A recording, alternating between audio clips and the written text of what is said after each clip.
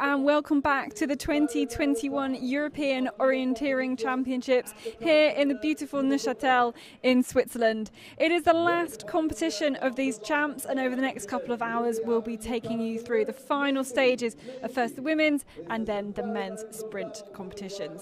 They've already been making their way around this course, around this pretty rainy course, to be honest. It's pretty rainy and pretty cold. There's going to be certainly some slippery conditions out there on the cobblestone sections of this course.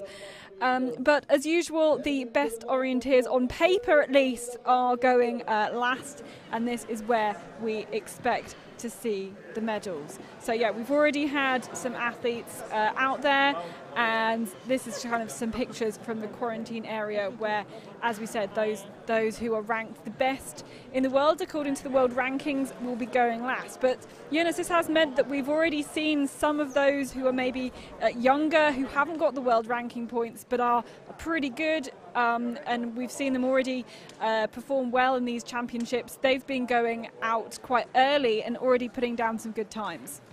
Yeah, of course, due to this long break we had with the COVID situation, we had a few runners, or quite a number of runners with missing world ranking, or quite a bad world ranking, because they still were junior last time you were allowed to compete in any race, or in other cases maybe were injured just before the break. So they had quite a bad world ranking, had to start early. We had, for example, Hanna Lundberg, Wilma von Krusenstjerna. They had to start early, and of course they were able to set good times already, as we have seen them competing yesterday, and they did very well there. Yeah, I hope we'll be able to bring you some pictures of those runs. And they started in they were the 5th and 6th starters out here today. So we'll hopefully kind of bring you some news of what they were able to do currently leading at this point. But yeah. So we've got, we're going to have a little look at the course. We've got the length, 4 kilometres, 21 controls. At the moment, our winning time is just 1 second under 17 minutes. So I think at the moment, there's quite a long time for a sprint race, but obviously, you know, we have those ranked the best in the world coming up towards the end. But Jonas, why don't you talk us through the course? They're in some kind of different parts to what we've been seeing in this championship so far. Yes, they are. They are quite close to the area where we had the sprint relay, but on the other side of this street here. Start is not in the old town, so it's a bit different compared to yesterday. You see that here you have many short controls in the beginning, but with route choices on almost every leg. And then you have control 5 to 6. It's a long one. It's the longest route of the course, and I think it will be quite a decisive one. Maybe you won't win the race here, but you can lose it if you choose wrongly. We will take a look at that later. Again, then we have short controls. Again, control 9, TV control. 7, 8, 9, there shouldn't be a problem. There's no route choice there. My guess is that the TV crew had some influence on the course setting there. They wanted to have some nice pictures. Then 9, 10, and now the characteristics of the race is changing again. We get closer to the old town, where we have been yesterday in the final part. We won't go up to the castle again, but we are in this flat part around the finish area. It's the same finish area as yesterday, and we will have many route choices on shorter legs. You have to be careful because there are many passages. We saw them in pictures yesterday. They are narrow and it's slippery, and they're kind of hard to see sometimes. And don't forget, they are starting to get tired there in this very end, and we have a change in the characteristics again, and I think that will be kind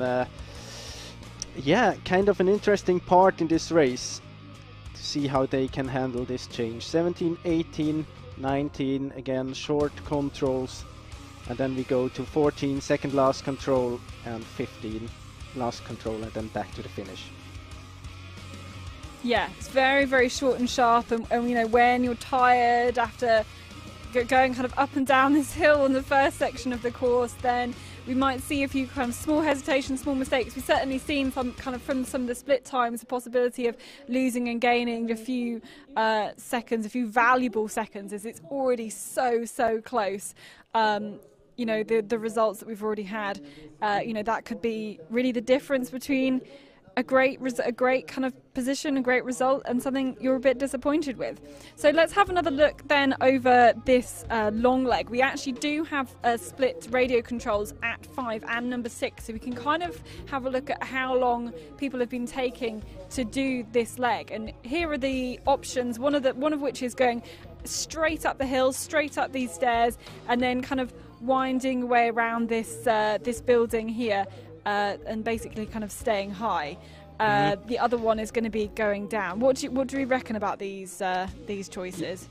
Yeah, we will see. We have this one to the north. It's a bit shorter. It's 695 meters. Or to the south, it's 715 if you get the fastest one. There are different options here. We have the green one, which is a bit shorter, and we have the red one, easier to execute and go around.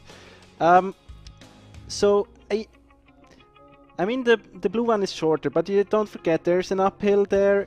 You have to do some climbing. You don't have to do on the other route. There are stairs involved, both uphill and downhill. And I mean, the difference wasn't too big. It's around 40-50 meters. So it will be. It's kind of hard to say now which one is the fastest. I think we have to see. Take a look at the runners and see what the differences are. We have definitely differences when we look at the split times here. You can do mistakes. There are some traps you shouldn't go into on the route. But I think we will have differences on the routes as well. So as you can see, we're just running through the start list here. It's a minute and a half start interval. And who are we looking out for? I mean, there's the last page of the start list. And obviously, Tove Alexandersen, defending European champion, silver medalist at the most recent World Champs for sprints. Big favourite here. Yeah, of course. I mean, we have seen her yesterday. She's almost every time she's at the starting line, she's a favorite. I would also include Elena Roos to the favorites. Simona Abersold and Andrine Benjaminsen did a great race yesterday as well. So I think those are the names, the biggest favorites for me at least. Well, this is Hannah Lundberg, and she is our current leader. As you can see, her time just under those 17 minutes. She was our 5th starter, so she's been sitting in that leader's chair for quite a while. And there's a few people posting kind of times that could come a bit close now, but you know, I think she could still be there for a while. You know, remember her going through to the semi-finals and really taking it out to the other runners in that semi, but just having a very painful end, not quite matching the pace all the way around that knockout sprint semi-final. So we will see how long she's able to hold on to that position.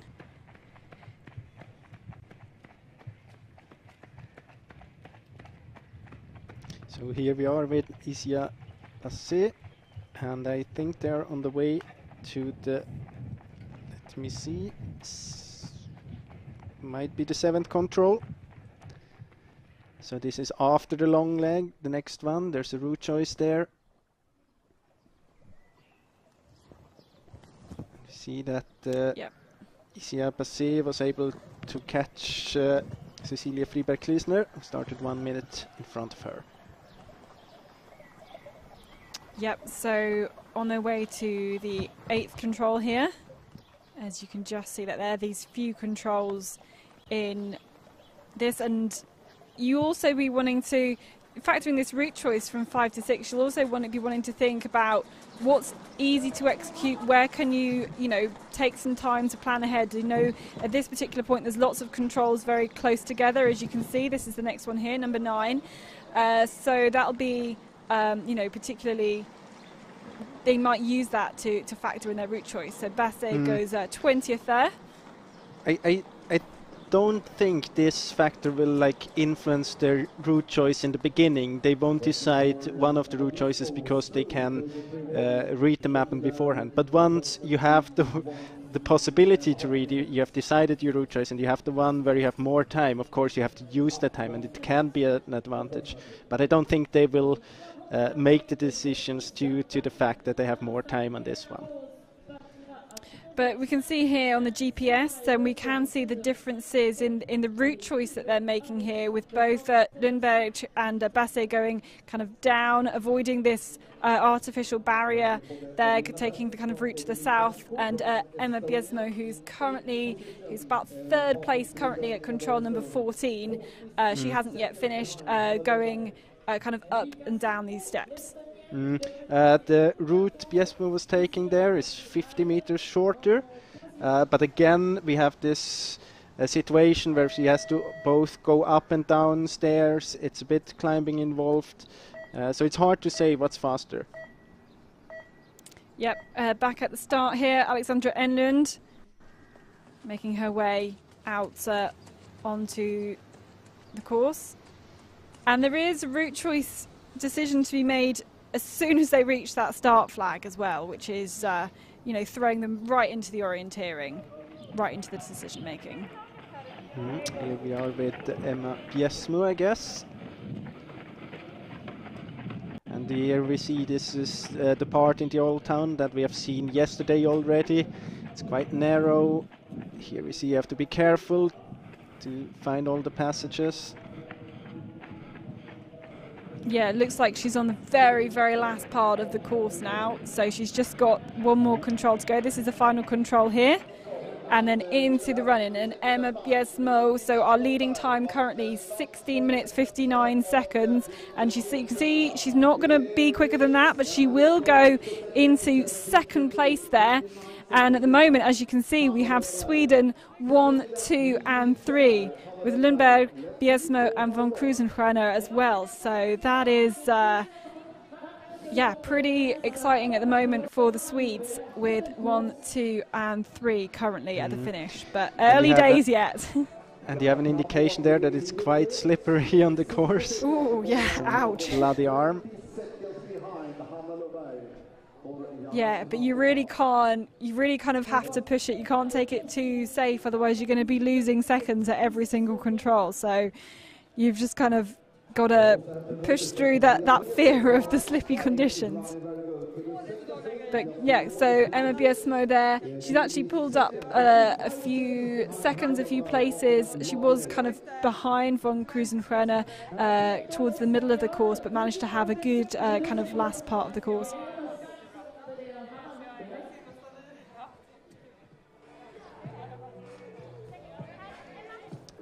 Short chat there between the two runners. Hanna Lundberg said that she was quite satisfied with her race. I think this is Maria Prieto from Spain, the best of the Spanish.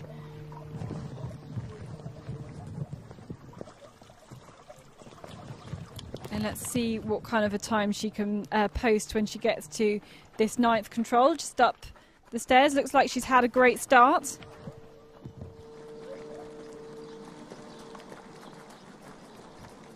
And actually, yeah, this looks fantastic for the Spaniard. Going to go into 3rd place here, Maria Prieto. Yeah, she was just outside the top 20 at the last Sprint World Champs in Latvia. And back to the start for Sandra Grossberger from Latvia.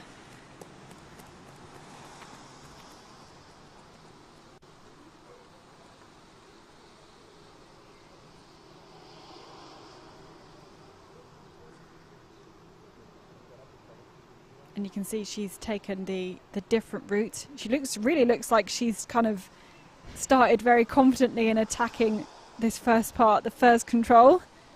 Yeah, you named it before. We have 3 different possible routes to the first control, and I think that's something that's very typical for this course. You have different options. It's not a very big difference between the different options when it comes to distance, but you have to make a quick decision. And for the runner, it's just they get the map at the start, they have this a few meters to the starting point, they have to decide, and then they are never sure if they... Wait, there's some problems there. They are never sure if they took the right one, if they took the fastest option, but they have to get over this feeling and just focus on the next control, and then there will be a route choice again. And that's actually a classic thing here that can happen when you have a safety band at your sport event card, and you go too close to the control, and you get stuck with the band there at the control. So sometimes it's good to not have this safety band. Yeah, that just really got caught up there. Yeah, there's also a risk that when you get stuck, that it really kind of throws your Sportident card off your hand, because you get stuck and then takes it off, and then you have to look around. That has happened before, I can tell you. Yeah, so and it will happen many more times as well. So let's have a look. We can see from the GPS then the routes that people seem to be taking here, and yeah, Lundberg, Biesmo, the two leader, the 1 and 2 currently at the finish, both taking the up the stairs route. And yeah, it still kind of remains to be seen which of these two is quicker. Yeah, but we have an indication that both the leader and the second place in the finish, they were taking this route there. Let me see if they... At least Hanna Lundberg, she didn't seem to have lost time there, not a lot of time at least, but we have to compare it with other runners, of course. But Emma Biesmo lost time there. She lost 11 seconds on Lundberg there, and whereas others like Maria Prieto were kind of climbed places on that leg. So it's also such a long leg, so it's, of course there are differences in the physical skills as well. It's not only the route that will decide how fast you are there. You have to run very fast there as well. Yeah, exactly. Both ways, you really kind of have the opportunity to pick up a lot of speed. Here we see a different route again, more to the left. That's totally fine. It's the one to the right is the shortest one. It's 202 meters. The option now chosen by Sofia Hajanen was only 1 meter longer. So it's, as I said before, it's about the same, but you have to decide and then execute it well. But you could tell the difference between Sandra Grossberger and Sofia Hajanen, where you just see them out through the start, and Sandra Grossberger just didn't stop at all. She was just straight through and really looked like she was having no hesitations, where, you know, Hajanen looked like she had to kind of put in a few steps to kind of slow herself down, because she hadn't quite exactly made the decision when she got there. And here she is at the first control. Yeah, and here you can also see that she wasn't really prepared. She was reading. It seems that she was very careful with her first control. She wanted to get into the map, into the race, and maybe was reading the map so carefully that she kind of forgot to prepare the second control there. Well, the first control is so crucial. Any orienteer will know that the first control is so crucial. So many people will be able to relate to totally messing up the first control and never really being able to claw it back. So some people do tend to kind of take it easy to the first control, just and make sure you absolutely nail it, although I'm not sure it's a thing you can afford to do on a race like this. Absolutely not. I also think it's a difference between the forest and the sprint, because in sprint you have, I mean, it's mostly about the route choices. Often it's the execution is not that difficult, because you have all the buildings. For an orienteer on this level, it's not difficult to navigate around the corners and everything. It's mostly about the left or right decisions. But in the forest, it's not only that you have to get used to the terrain, you have to get used to the style of the mapper. Sometimes it's a bit different, so I can understand it there much more than in a sprint. Of course, you have to be careful in the sprint as well to get a good feeling, but they have warm-up maps and they can kind of adjust the distance and everything. So I think she was overdoing it a bit here. Yeah, so back to the starts, and we have Laura Ramstein there, but let's look through these gardens.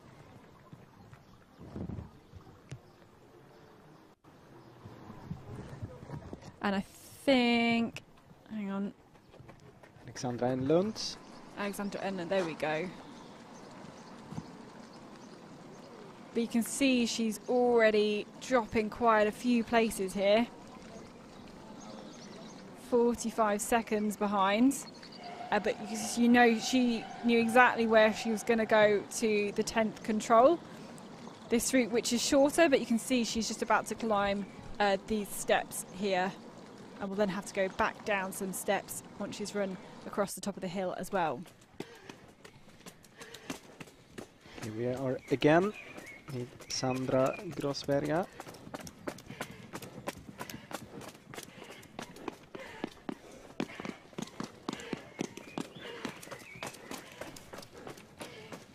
Yeah, this is on her, I think this is the 6th control here. And you can tell therefore that she's gone down 5 to 6, she's gone like the southern route choice. But it does require a bit of a climb up to the actual 6th control. Yeah. She was fast there. She's faster than Hanna Lundberg.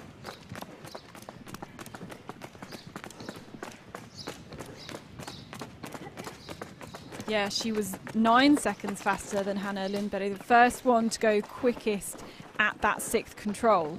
So that is really great. And maybe, because we know from the direction that she's approached that 6th control, we know she's gone the southern route choice here. So it's starting to make me think that that is the better route choice. But we saw that she's maintaining some high speed now, but she really had great speed straight out from the start. So she's evidently managed to continue that round the rest of the course. But now really looking at her map really carefully here, kind of dropping the speeds to go round in these gardens. And we'll get another time check then at control number 9, which is just to the top of picture here. And we'll see whether she is still ahead. You can see the seconds counting down there. Lundberg still leading at the finish. 29 seconds faster than Emma Biersmo. So are we going to have a new leader here at the 9th control?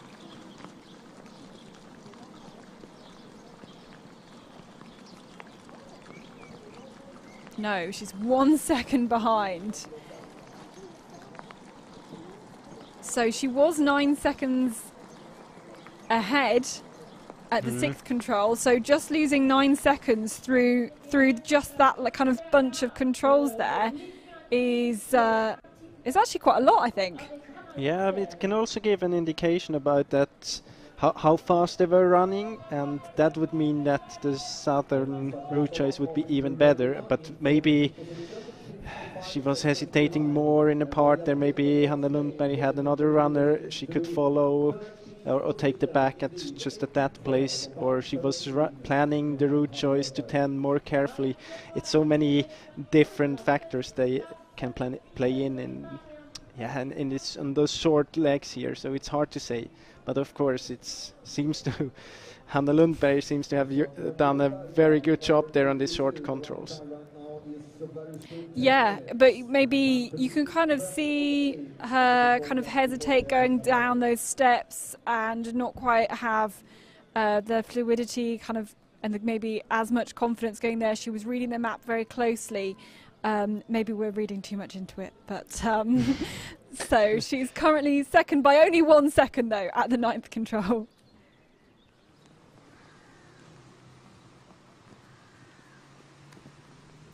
Okay, Serena Kiberts at the start. Made the semi-final in yesterday's knockout sprint. Just kind of getting focused as she's about to start on the course.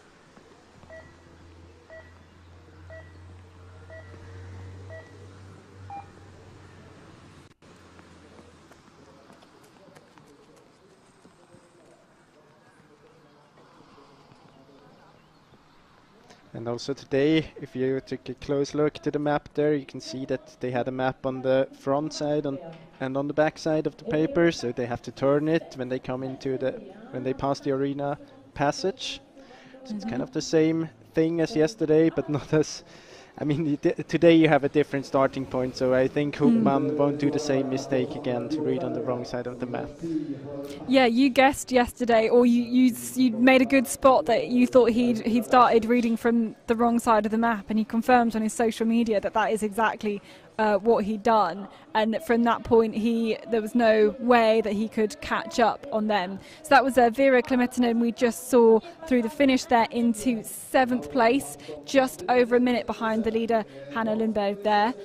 And we're live with Sandra Grossberger, who's just punched the 11th control and gone a little bit slower there. Here we are with Sofia Hajanen from Finland.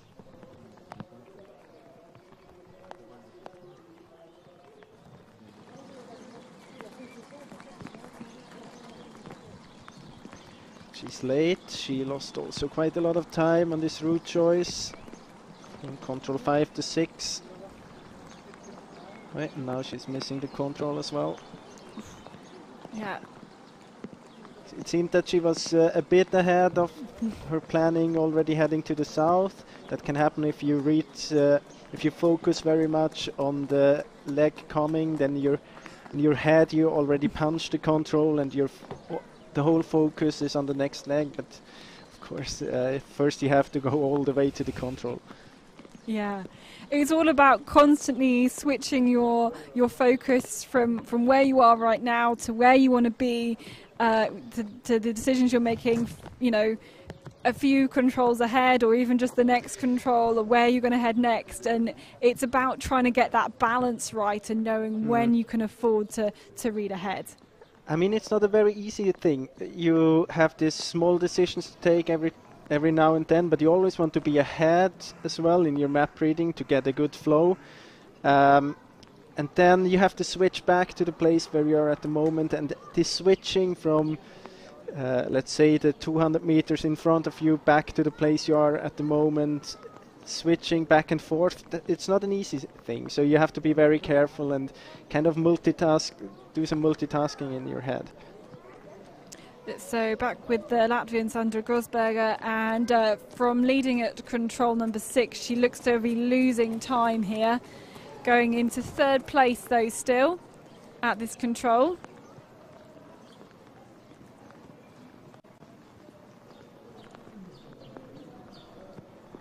At this 14th control. And she's got to get the right, I was just going to say, she's got to get the right little alleyway to go into control 15. I think we saw Maria Prieto also kind of having a few seconds, almost getting the wrong little alleyway in there and almost missing it. So just having a little look there. Here's Andrea Benny-Minson though. Yes, we saw that it was quite tight between her and Hanna Lundberg. And she's taken the northern routes. Yeah, exactly. And we also saw that Vilma von Krusenstjerna, she took the southern route. There. So here's this 6th control. And we'll get the time check on the TV screen when she gets to this 9th control, but we will follow her through here. Of course, the bronze medalist from yesterday's knockout sprint.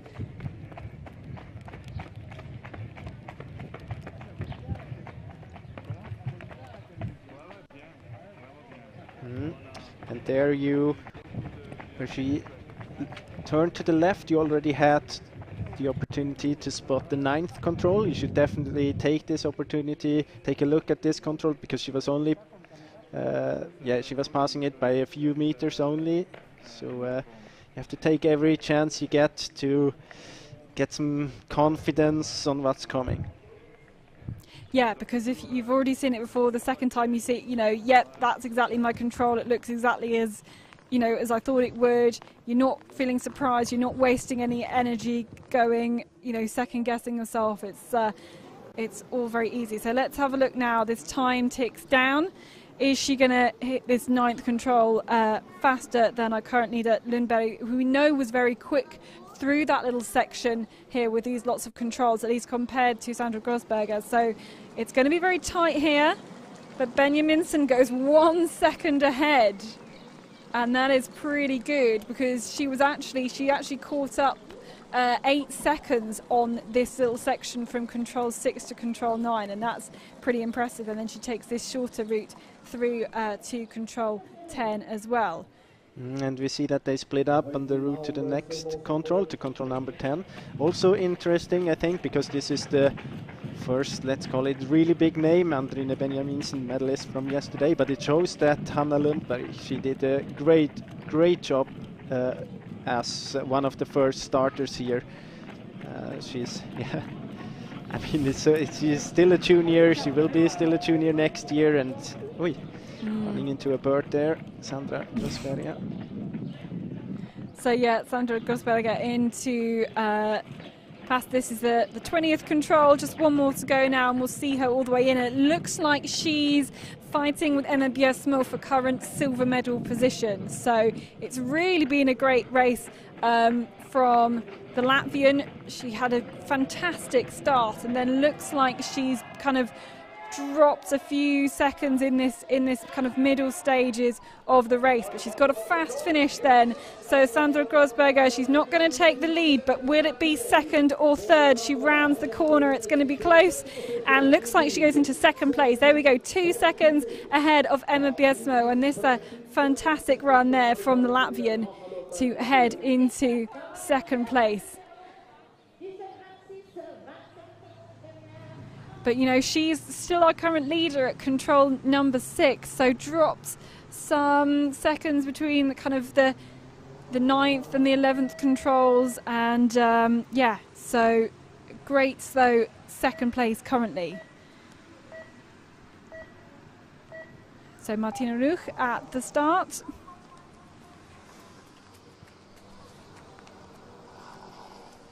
She didn't qualify for the knockout sprint. It was kind of a surprise before the Corona break. She had some good results in Laufen. She was 6th in the sprint there.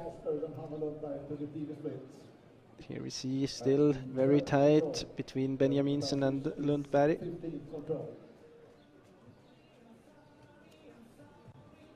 Yeah, live with Benjaminsen here.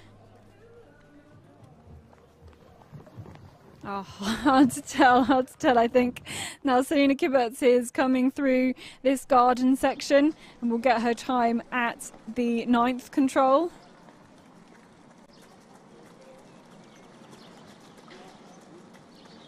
And we do know Andrina Benjaminsen, who we just saw there, has just punched the 11th control, going 3 seconds faster than Hanna Lundberg. So are we going to see a new leader at the finish in about 5 or so minutes time, 5-6 minutes time? But Serena Kiberts is late here. You can see how tightly packed all the runners are, just about 20 seconds behind the leader.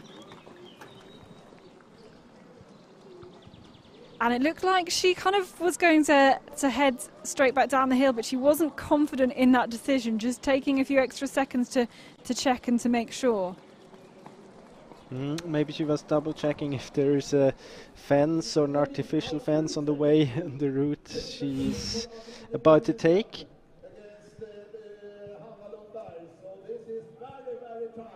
So live with Benjaminsen here.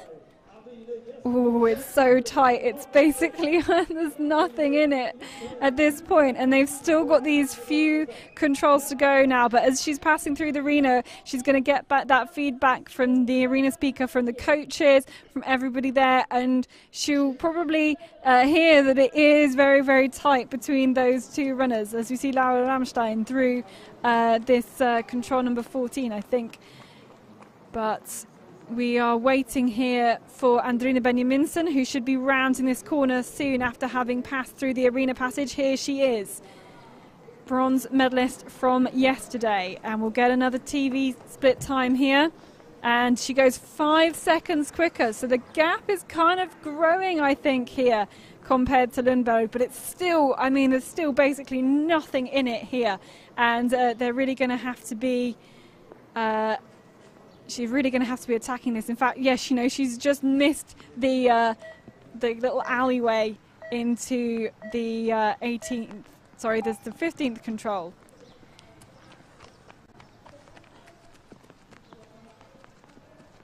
Sara Hagström.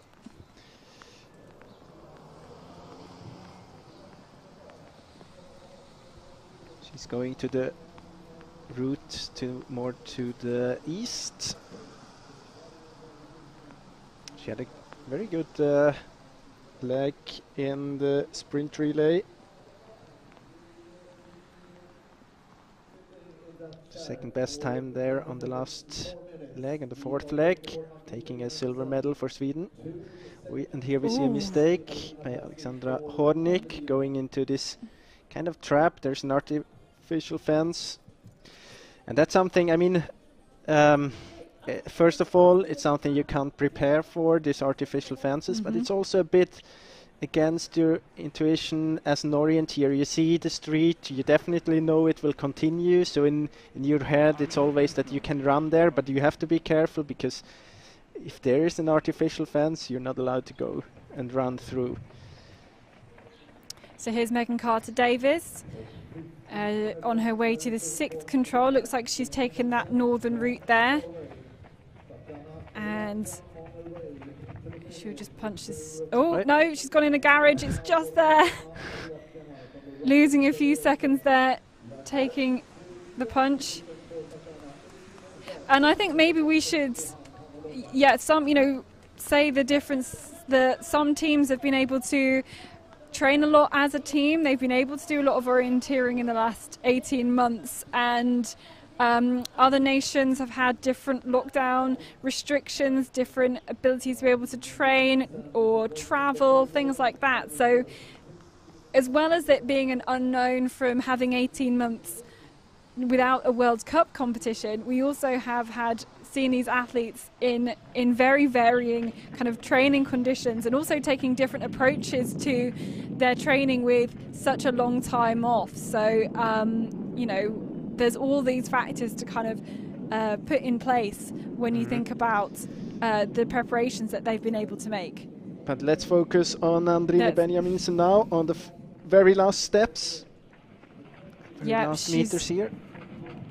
And she looks like she's going to be able to challenge for the lead. We knew it was about 5 seconds difference beforehand, and she's just going to go. She's very familiar with this control here that she's punched a few times before. So just got one more control left, and she's really got to be pushing here as she's caught up Laura Ramstein there, and she manages to take this route, taking a different route. Yeah, I think it was a good decision. She's going to go straight out onto this control here, this last control, and is going to be pushing now, fighting hard to get to the finish line, just overtaking there. And is she going to be the new leader? She will.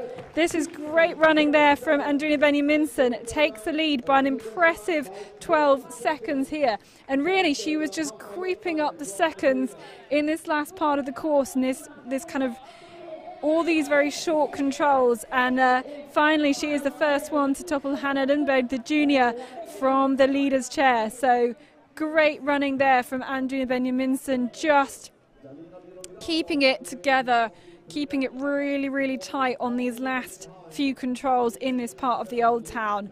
And really, really great running there from yesterday's bronze medalist.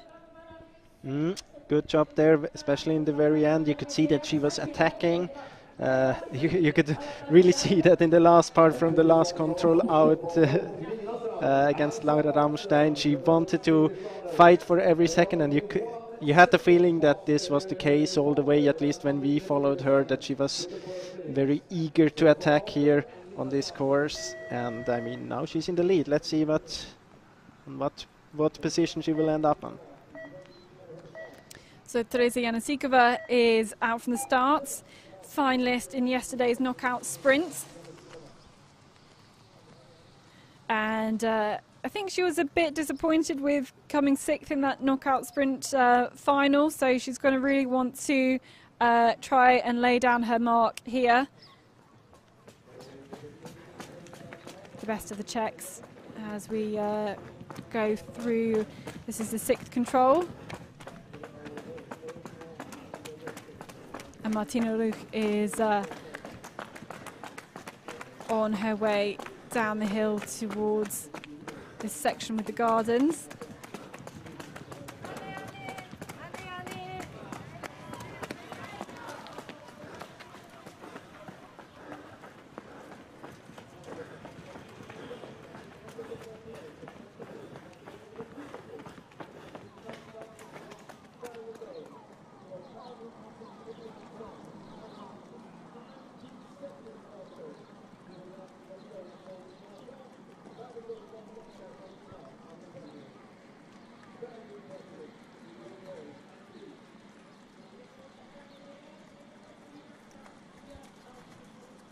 So looking pretty good through these gardens.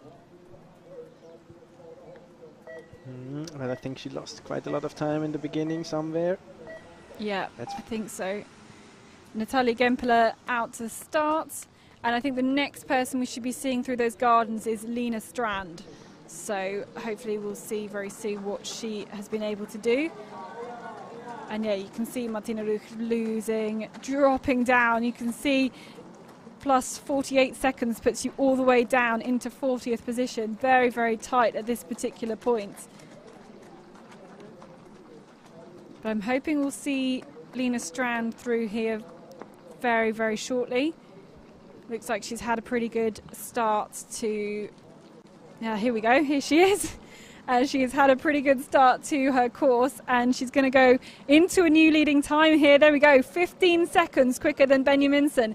And I really want to see which route choice she has taken from 5 to 6, because she caught up a lot of time comparatively, relatively, from 5 to 6. So that is fantastic. New leader there, Lena Strand.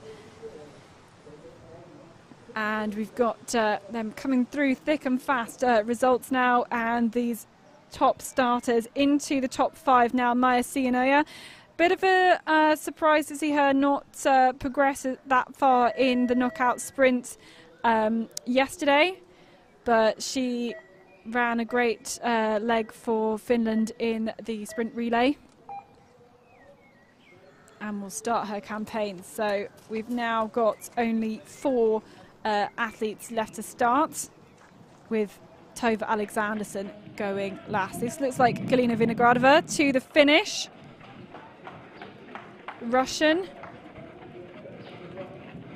And she looks like she lost a bit of time early on in the course, but then has been looking pretty good. And so here is Sarah Hagström, and it looks again like she's got running very well, got a fast time here.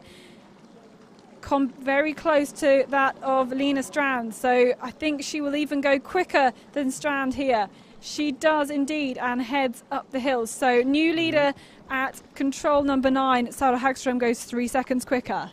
Interesting here that she had exactly the same split at the first split time as Lena Strand, and also exactly the same split at the second intermediate time, and now she's 3 seconds ahead. So it's really head-to-head fight here, very close between the 2 Swedish runners. So we see Caroline Olsen ready to start, again making it to the semi-finals. Yes, her and Lena Strand both making a mistake in their semi-final and not making it through, out sprinted in the end. But she, as you mentioned yesterday, she's had a lot of injury problems over the last 18 months. Really had to build up her speed again, so we'll see what she is able to do here. And she just looks like she's jogging out of the start there, just trying to get it right there, and now she picks up that familiar speed here once she's made her decision. But I mean, of course, it's a difference. She started quite as you named it, jogging, but to the starting point, and of course you need some meters to first find the starting triangle, maybe see the different route choices, and then you could really see when once she decided the route, she was attacking again. And yeah, it was very good to see in her case. I think this is Paula Gross coming through here, and she's lost about 30 seconds on this long route choice leg. Oh, that's not. That is Paula Gross. Yes, it is. Yeah. Yep. Careful. Gosh, here. Making me second guess myself. But there we go. She had some problems yesterday. She twisted her ankle in the quarter-final. She wrote that she had a lot of pain in the semi-final. But she's at the start line again today, so that's good to see. Yeah, very good to see. As we're now into the top 3 runners, Elena Ros. It was a surprise to see her not make the final. She was out-sprinted by Teresa Janasikova and by, was it Vilna von Krusenhueno, I think, as well. The two of them, she just missed out. But she's really, really strong on the individual sprint, and she just makes it look so easy. I don't always think, looking at Eleanor Ross, she doesn't look like she's going that quickly all the time. Like, it's really, she just makes it look very, very easy, but her speed is so strong, so she is always one that you need to count among the favourites whenever there's a sprint. So behind Czech athlete Teresa Janasikova here into the 6th control, and we can see from the direction she's going that she took this southern route choice. They've got to climb up a lot of steps. Lena Strand, though, here into the 14th control. Going to take a new leading time here, 14 seconds ahead of Benjaminson. So Lena Strand takes the new leading time after the arena passage. And it's going to be, and we already know that her and Sarah Hagström are very, very close together, the two of them neck and neck, and we'll see her through. She only started a minute and a half afterwards, so we'll soon see the other Swede through at this point. We also know that they split it up after Control 9. They took different route choices, so it will be interesting to see if that affected the results in any way.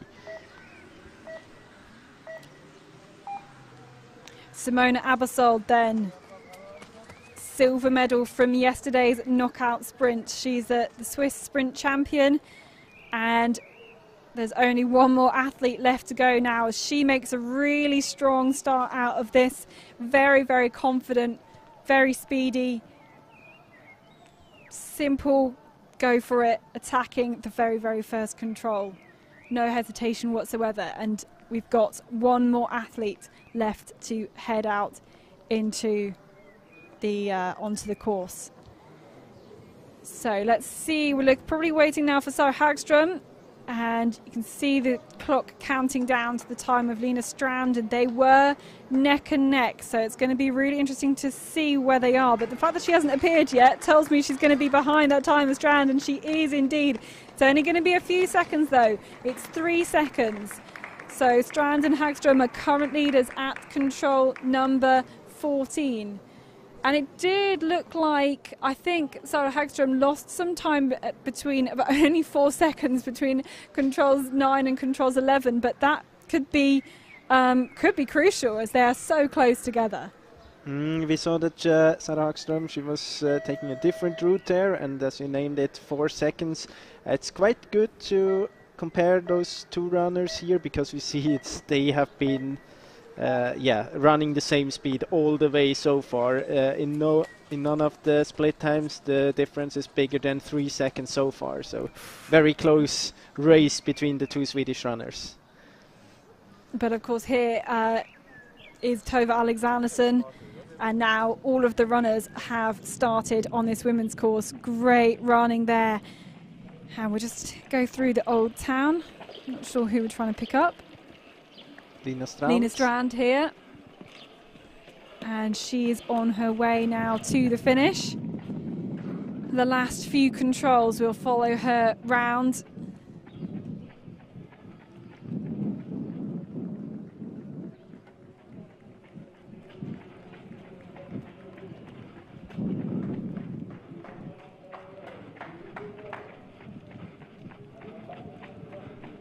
So she's just approaching the 20th control, and could this be a new leading time then for Lena Strand? It's looking good, but we know she's neck and neck with Sarah Hagström. So Lena Strand here, and she very confidently taking this route choice that we saw from Sandra Grossberger as well, and she's just got a few more strides to go before she hits the finish. So Lena Strand there punches the last control, and look at the time ahead of Benjaminsen. It's looking very, very good for the Swedes. So Lena Strand into a new leading time, and she goes 16 minutes 31 seconds, so 16 seconds quicker than Benjaminsen. And yeah, really great result there for Lena Strand, looking very, very happy, just kind of taking a lot of seconds. I think the route between 5 and 6, she was able to catch up a lot of time, and rewarded with a new leading time here, though we'll see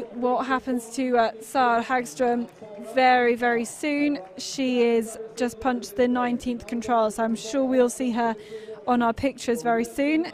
So Andrina Benjaminsen has to give up the leader's chair, handed over to Lena Strand. Yeah, will be interesting to see in what direction this competition is developing. Will Sara Hagström be able to come back and be a threat for Lena Strand? I mean, the indication for Strand is that she did a very good race. We have seen that in almost all the split times. She was in the lead. Also compared to Sara Hagström, was very tight, so she didn't seem to lose any time at any point, or not in a, let's say, not a lot of time, a few seconds in one or the other direction, of course, but it's quite normal in the sprint race. There she is, and this is the last control. Sara Hagström here. It's going to be really tight between these two Swedes as she rounds the last corner, and I think she's just going to be late. It's going to be 2 seconds in it, something like that. Let's have a look as it's confirmed. She crosses the line, and I think she'll have gone into second place there, Sara Hagström. The clock didn't quite stop, and the split time's not come up yet on my computer, but Sara Hagström has been fighting neck and neck with Lena Strand this whole way round. There's only been seconds in it, and I think she's just gone into second place there. So 2 Swedes currently leading, but let's have a look then. This is a replay here. No, we are live with Elena Roos, and we see that she is having a great start here. I guess we don't have the time of either Strand or Hagström on it, but it seemed that she had a good start, Elena Roos. Yeah, and she's in the lead at the 6th control, which is the one she's just punched, but we just had news that Tove Alexandersson has gone 1 second quicker at the 5th control. I think this is going to be maybe one of the tightest races. Well, we've yet to see what Tove Alexandersson brings to the latter part of the race, but at the moment it's so tight, and I'm really glad to see this. So, yeah, looks like she went the southern route from the GPS. And I think it's probably paid off here. So you can see she's got over 30 seconds in the bag. Is she going to make that ahead of Hagström? It's looking good here.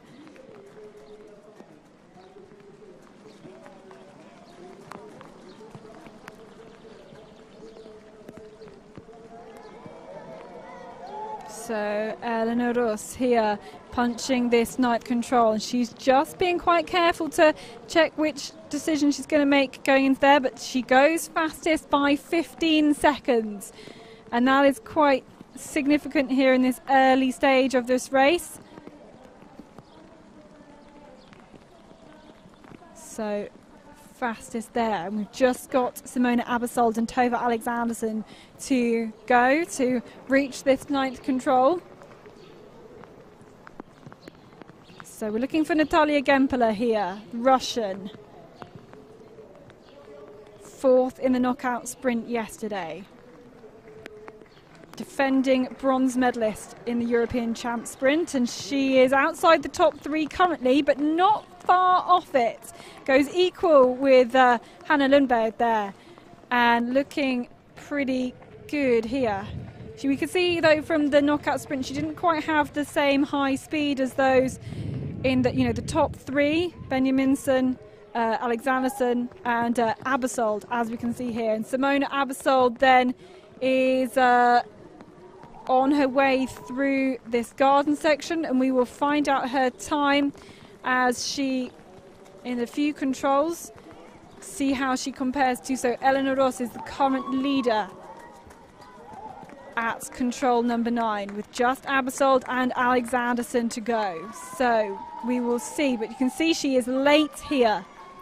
And in fact, she lost 13 seconds between 5 and 6. So my thought is that she's not taken the best route choice on that long leg. And just looking left and right here, my guess is she will go down the hill. She does.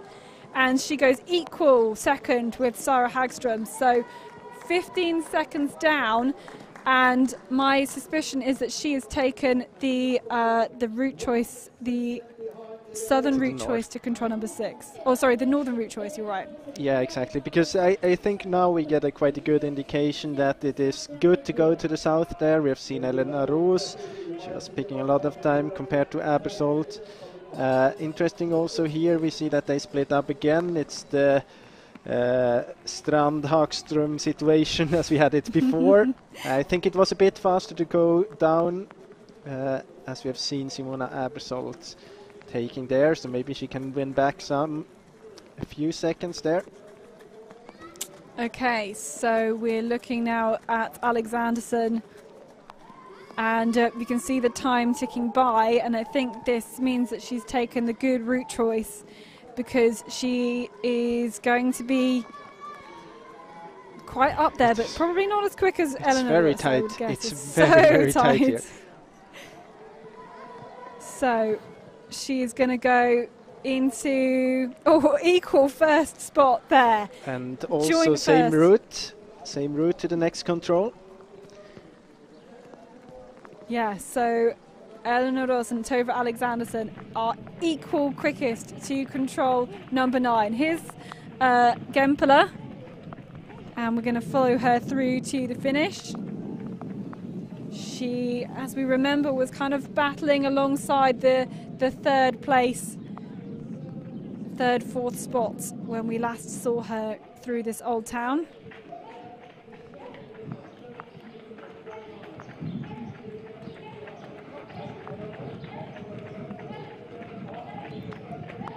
Just being really careful to get everything right here. She's been to this control before by the water fountain. And she really is racing now for, I think she's racing for a bronze spot, or she doesn't go quite the same routes as we've seen some of the others go on this point. She will take a right there for this last control and have to do 180. There we go. And Natalia Gempela, the Russian defending bronze medalist, into the finish, and she's going to get the bronze spot. Looks like she's just going to be edged out of the medal positions currently into 4th place.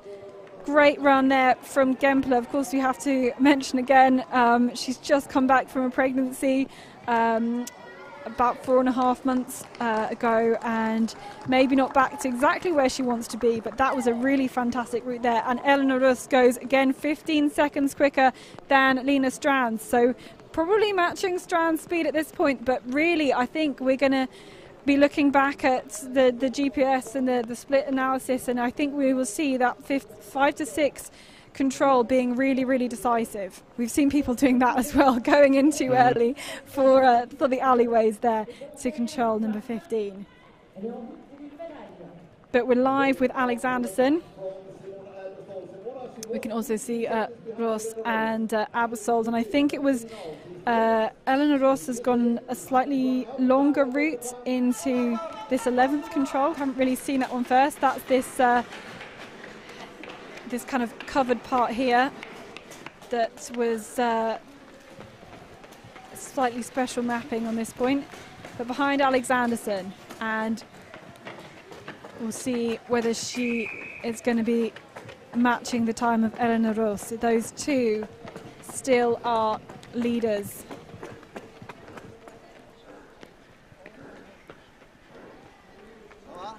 So crossing the road, avoiding the barrier there, and now she's into this kind of final section with the old town. We're looking for Abersold now, who has run through the arena passage. We're going to see what her time is like compared to Eleanor Roos, and she was 15 seconds behind when we last saw her at control number 9, and she's caught up. She's caught up a lot, to be honest, here. Only 6 seconds behind, and there's the potential of maybe the potential of catching Eleanor Roos here. Yeah, very interesting. She's able to fight her way back into the medal, or at least the fight for the best time at this point. So let's see if she will be able to turn this around compared to Eleanor Roos. As Myasino just finishes there in 10th spot, but Lena Strand currently enjoying the leader's chair. But with Roos, Alexanderson and Abersold still to go. Oh, and I can tell you it is close. It is so, so close here. Here is Eleanor Roos, and we know we're now going to follow her all the way to the finish. So she's punched the 19th control, and we're going to see how she can match up. She's got to keep this high speed all the way through. She doesn't know what's gone on. She doesn't know what kind of position she's in, how things are going, as we see Alexanderson. And Alexanderson here to punch this 14th control. And, 1 second ahead. It is so close here, right in these final stages of this women's race. Here are the European Championships.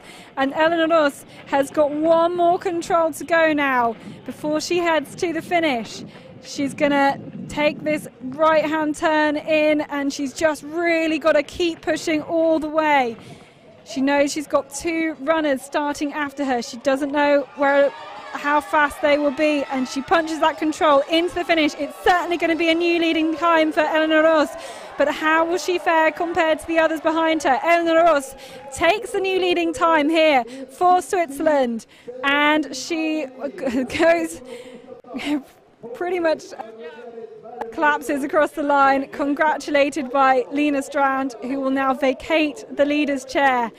And, I think she will be she's got to be pleased with that performance. She will have been disappointed not to make the final yesterday in the knockout sprint. So there she is, taking the new leading time here, here in Neuchâtel.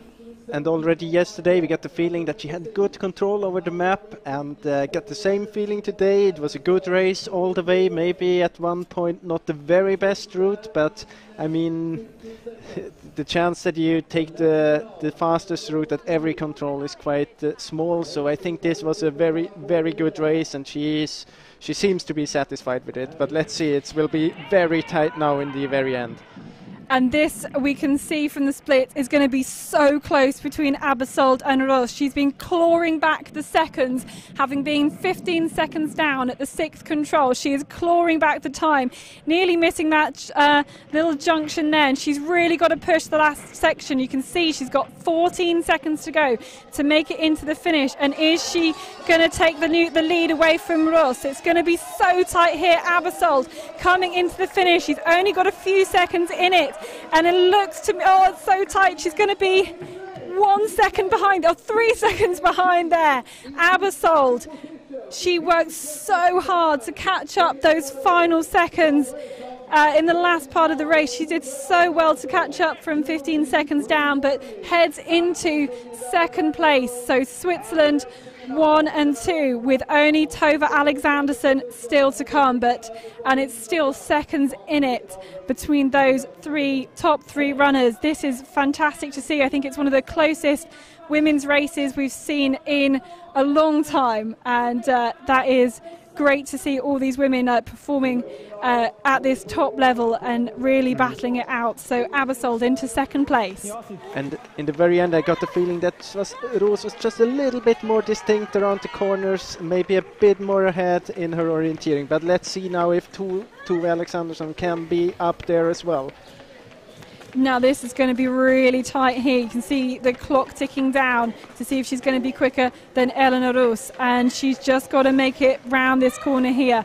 There's only going to be seconds in it. We've seen from the split times that all the runners are very close, but Tove Alexanderson, the final starter, the knockout sprint champion, and I think it's looking good for Tove Alexanderson. She's just got to come around this corner, and Tove Alexanderson here takes the win and takes her second gold medal in 2 days, and once again is the European champion here with a fantastic run. In the end, she's only 3 seconds quicker than Eleanor Roos, 4 seconds quicker than Simona Abersold. So we have our top 3 here with Tove Alexanderson matching that speed all the way around. In fact, she was pretty much leading for most of the race, but only by a few seconds, and she really has had to push hard all the way around that course to be rewarded with a win by just 3 seconds.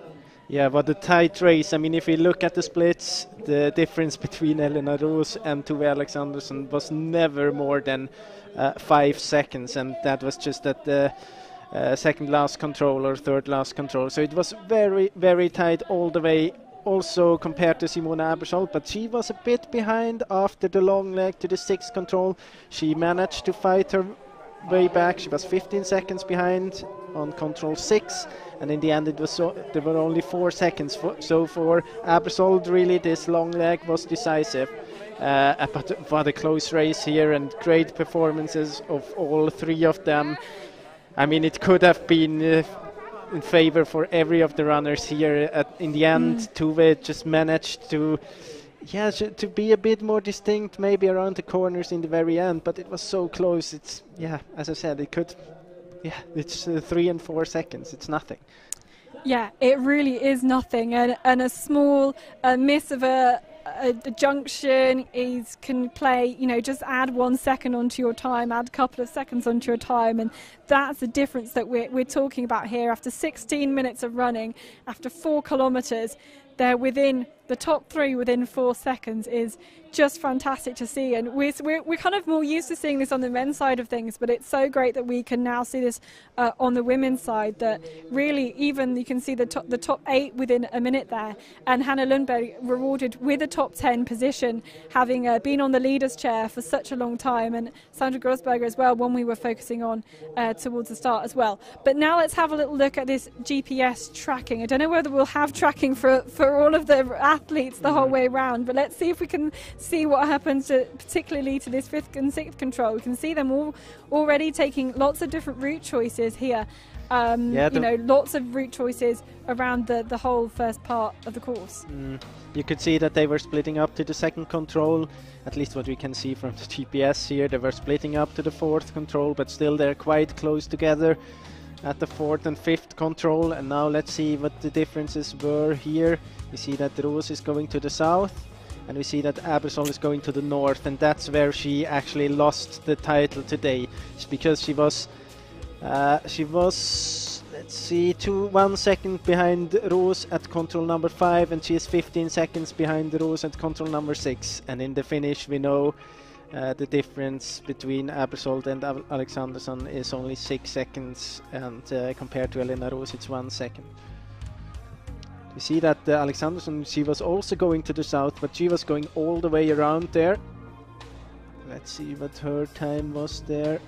Yeah, they were about the same time. Alexanderson was 1 second faster. No, she was 1 second slower than Roos. So it's the main thing is that you go to the south there on the long leg. That's what we can take with us from this race here. We see again that they were splitting up to control 10. Roos and Alexanderson going to the north this time, and Abersold going to the south. Yeah, maybe that's a contribution in Abersold's catching up sometime. And then also I wonder if this was a mistake from, or a poor route choice here. It was a bit longer, I think, but then you don't have the steps going up and down.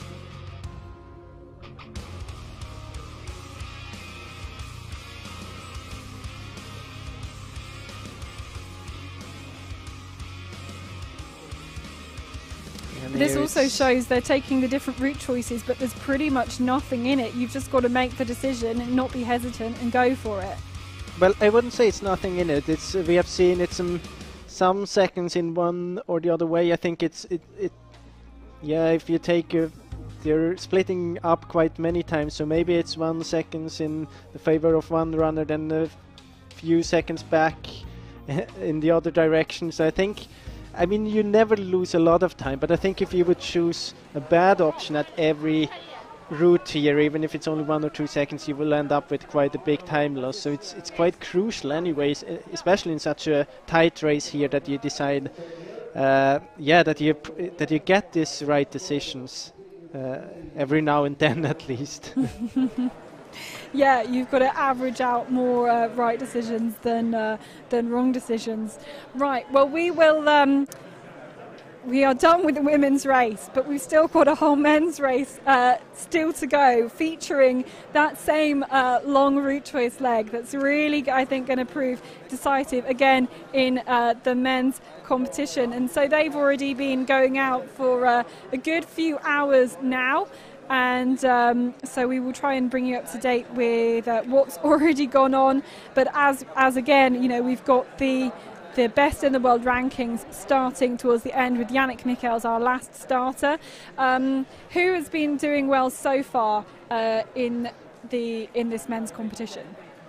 Well, let's see if we take a look at the results. In the finish, we have Timo Suter in the lead from Switzerland. He was in the lead for quite a while now. He was starting 12:49. On second place we have Algiras Bartkevicius from Lithuania, and on third place we have Søren Trane Ødem from Denmark.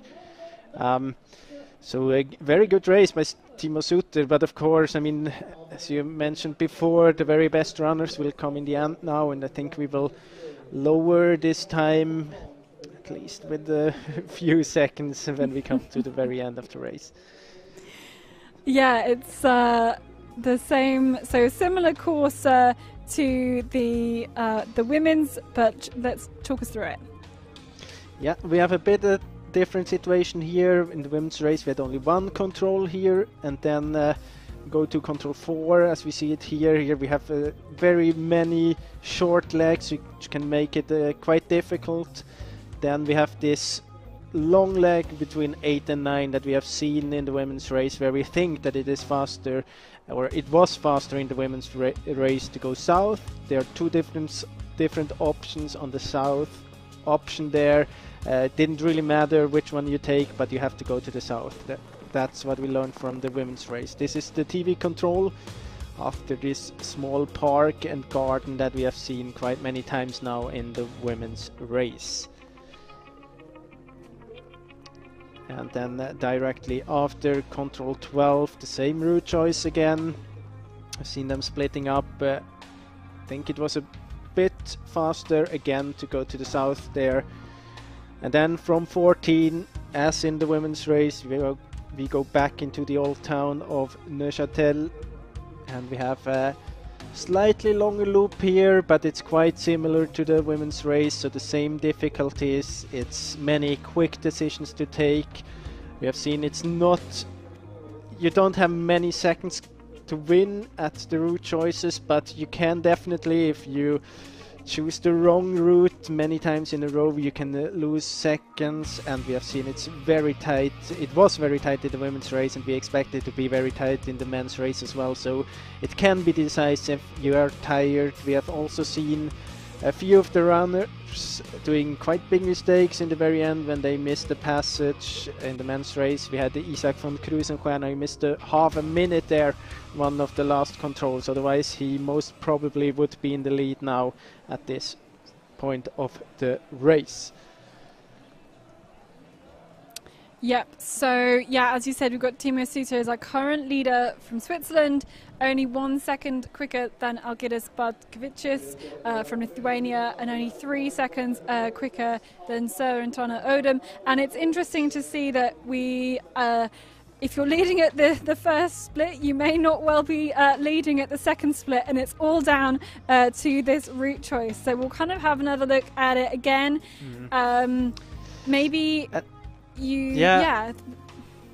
as we've talked before, the blue one is shorter when it comes to distance, but it is more difficult to execute. You have many turns on it, you have small passages, you have the stairs, both uphill and especially downhill there in the very end.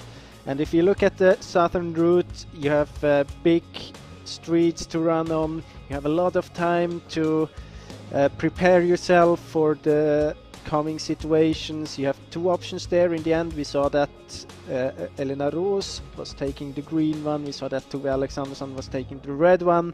It didn't really matter what they were taking, but it's important that you take the one to the south. At least it was like this in the women's race, but we expect it to be the same here in the men's race as well.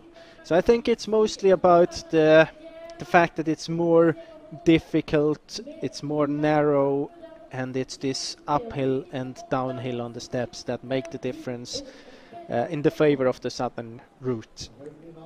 Yeah, well, we saw the impact that the stairs were able to make on the knockout sprint yesterday, just how much they slowed you down. But we've got 120 men on the start list for this sprint. It's really big teams, but we can have a little look now at the current leader, Timo Suter from Switzerland, the best time 17:03, and of course as we will look through the start list just then, we've got the best in the world rankings starting the very last. So we've got Matthias Kuberts, Daniel Hubman, Yannick Michels, the last three.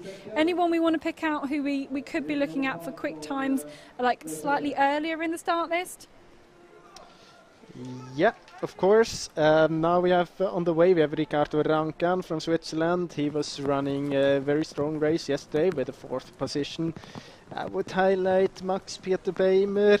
I would also like to highlight Riccardo Scalè from Italy. I have the feeling that he developed quite well during the last year, where we weren't seeing him in any competitions.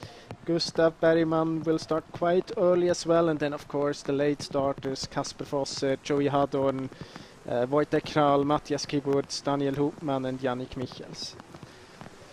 But also Adam Heimdall in here, he made the final of the knockout sprint. Yeah, and for me it was kind of the big surprise yesterday. Besides Ricardo Rancan, I mean, you couldn't expect him to go for a 4th place either, but Audun Heimdall in the final of the knockout sprint, I think you could have won at least a smaller amount of money if you would have put your money on him in the final. But I mean, as we said, it's so hard to know in what direction they developed in this break, and I have the feeling that the whole Norwegian team, with many younger runners, they made a big step closer to the let's say sprinting nations number 1 and 2, Switzerland and Sweden.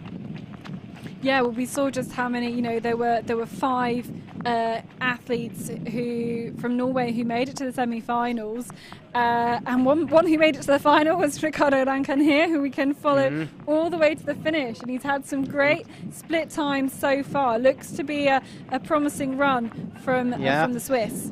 He's the first one who's actually able to match Isak von Krusenstjerna, because Isak von Krusenstjerna from Sweden, he had a great run, as I named before. He was in the lead almost all the way to the second last intermediate time, and then he made a big mistake there and he lost.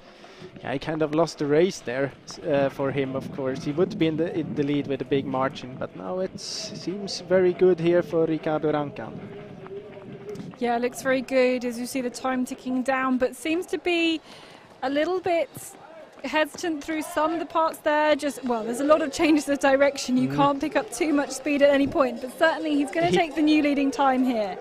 Yeah, he didn't take the very best route there to the last control. We should have changed into the small passage, as we have seen in the women's race, because then it's a little bit shorter and you come from the right direction, so you don't have to stop and back out from the control again. You can go all the way with use the speed you have, and it can make a difference from 5 to 8 meters if you don't have to stop and back out from the control again. Yep, but nevertheless, he has taken the new leading time here. and will take a spot on the leader's chair and goes under the 17 minutes there. So yeah, backing up a great result yesterday with another great performance through here as well. I think this is Thomas Krivda, I think, going through here. Yep, and we can see that it's Isaac von Kruzenswerner is in the lead still at this point. It's like he lost about 30 seconds towards the very, very end of the course. But Krivda is going to be equal time, equal leader.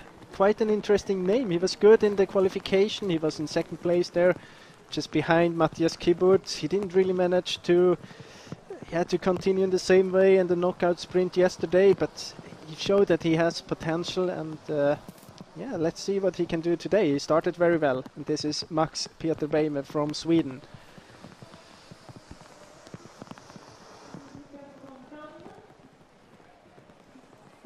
Yeah, so the men have got about the same choice out of the starts. Lots of route choices in this first bit, and again, look, we can still see these this kind of same choice here, 12 to 13 that we've seen from the women, and splitting up here, Krivda, Rankan going towards the south. We think that's a little bit quicker, but about kind of 3-4 seconds in it. Yeah, and we know it's the same situation as before. It's longer, but it seems to be a bit quicker because you have the steps there, you have to take out from control 9, and you have to take them downhill again when you enter control 10. But maybe we'll see. I mean, the difference was so little in the women's race. It can be a difference as well in the men's race. It can be closer, or the gap can be bigger there. We have to kind of wait to see how it will develop here as well. Maxime Rotorier going up the stairs into this control, 12th control, getting the time, and he looks like he's done pretty well. Was in 19th place at control number 8, but caught up a good number of seconds to go 4th. It looks like he's taken the best route choice then between controls 8 and 9, and that's put him into 4th spot now. So yeah, it doesn't really matter what place you are at control number 8, because there's a lot of places to be won and to be lost by the route choice between 8 and 9, I think. Yeah, well, it does matter if you, I mean, if you're in a good position at the 8 and you pick the right route, that's. Oh well, that's ideal. That is what they should all be aiming for. But certainly, just seeing the chopping and changing, we've seen some people being able to pull up quite a few places with the good route choice, and dropping a lot, of course, with a bad route choice. Jakob Edson, then in here. Interesting. He was very, very close to kick out Matthias Kiburt yesterday in the quarterfinal. Could have been a totally different outcome of this sprint relay. Yes, I got some good knockout form, not quite making it though through. And he's going to be behind the leaders here. And we can see back from the split times, he was only 3 seconds behind the leader at control 8, but 21 seconds behind the leader at control number 9. Such is the impact of this this route choice between 8 and 9. Oh, and doing a little dance there, trying to decide which way to go. Dancing out from the control.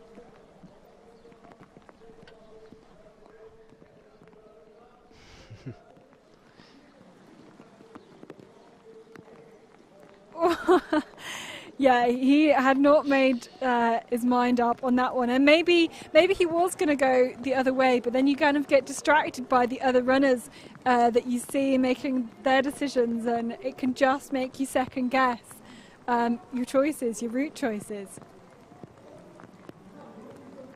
I mean, sometimes, especially at a place like this, when you come down, as we mentioned in the women's race, you already see that control the first time.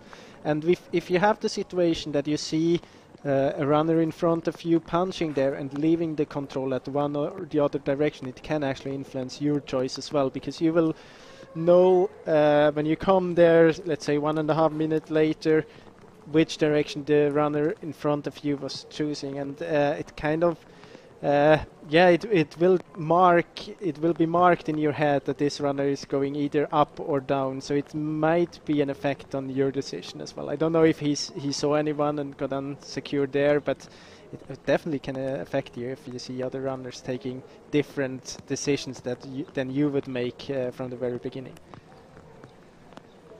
Okay, so we're waiting for Thomas Krifter here at the 17th control, and here he is, but I don't know what has suddenly happened, because he was in second place at the 15th control and has now lost 45 seconds just from the arena passage, pretty much. So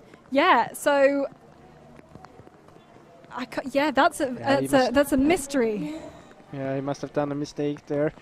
Also very special, the Czech team is setting a new trend in orienteering with this one piece. Maybe a new fashion trend here in orienteering. And here, Ricardo Scale.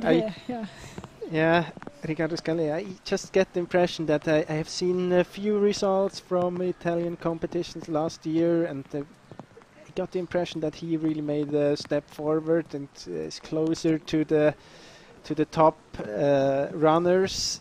It will be interesting to see him here. Unfortunately, he disqualified in the qualification for the knockout sprint, but it will be interesting to see him here and to follow him. But he will, not have run yesterday, so we'll be feeling maybe a lot fresher than some of the others, especially if you made it all the way through to the final yesterday, with the amount of running and recovering you have to do to get through all those rounds. I think the athletes will be very glad that the knockout sprint wasn't all in one day. At least it was spread out over 2 days, but still it kind of, it means you're less than fresh. Yeah, but on the other hand, you enter the very same area again that you have been in yesterday in 2 loops and twice in 2 loops, and it's kind of, you have the same, at one point you have even the same control, you have seen those narrow passages before. It can be an advantage as well, just mentally to like in your head that you have been there, you know how it looks like, and you can be a bit more attacking. That's the situation I talked about before. You saw the runner there. If you would have come a bit later, you could have seen what the runner decided there. But this is Peter Parfianowicz from Poland.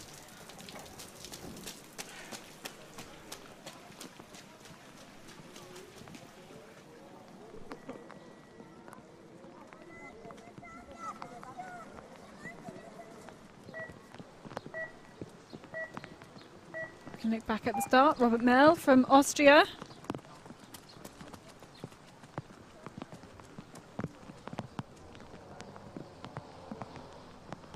Very quickly out, and most seem to be, I think, at the moment taking this eastern route. If we remember back, it's the same first control that the women had. I think there was 1 metre difference in the 2 route choices. But here's the pole punching here, goes into 30th spot. Only 28 seconds down. But yeah, he lost a bit of time on that route choice, I think, as well. Max Petter Bämer then, I think, on his way down to the 6th, to the 9th control. I've got to remember the changes after the women's. We know, therefore, that he's been the northern route as he's descending those steps into control. So we still believe to be the slower of the 2 routes. But Maxime Metourier now into the finish. And an interesting name. We have seen him in China in this very last World Cup round before the break, and he came second there in the sprint. Yeah, I remember that was a big surprise seeing him there. Fantastic result, and he's got lots of potential. The whole competition there was a big surprise. Yeah, I knew you would say something like that. It was. I'm not going to disagree with you. Less in the men's race than in the women's race. Yeah. Max Petter-Bämer though here, and we can see he too is behind, losing seconds all the way round here. And we know, seeing him into the ninth control, he took that northern route, and just, you can see suddenly you're just losing places and places. It's so packed here. Retouré though into the finish, goes equal third with Bartkevicius from Lithuania. So equal third there for the Frenchman. Ricardo Lancan still in the leader's chair. This is another Frenchman, Frédéric Tranchant. And it was a bit of a surprise to see him not qualify for the through the qualifier for the knockout sprint. And I think this will be his big aim here. And yeah, so the seconds ticking down. Doesn't look like he lost anything compared to the leaders on the route choice. That might be a good route for him. One of the only few ones do we see to be going back out of that control.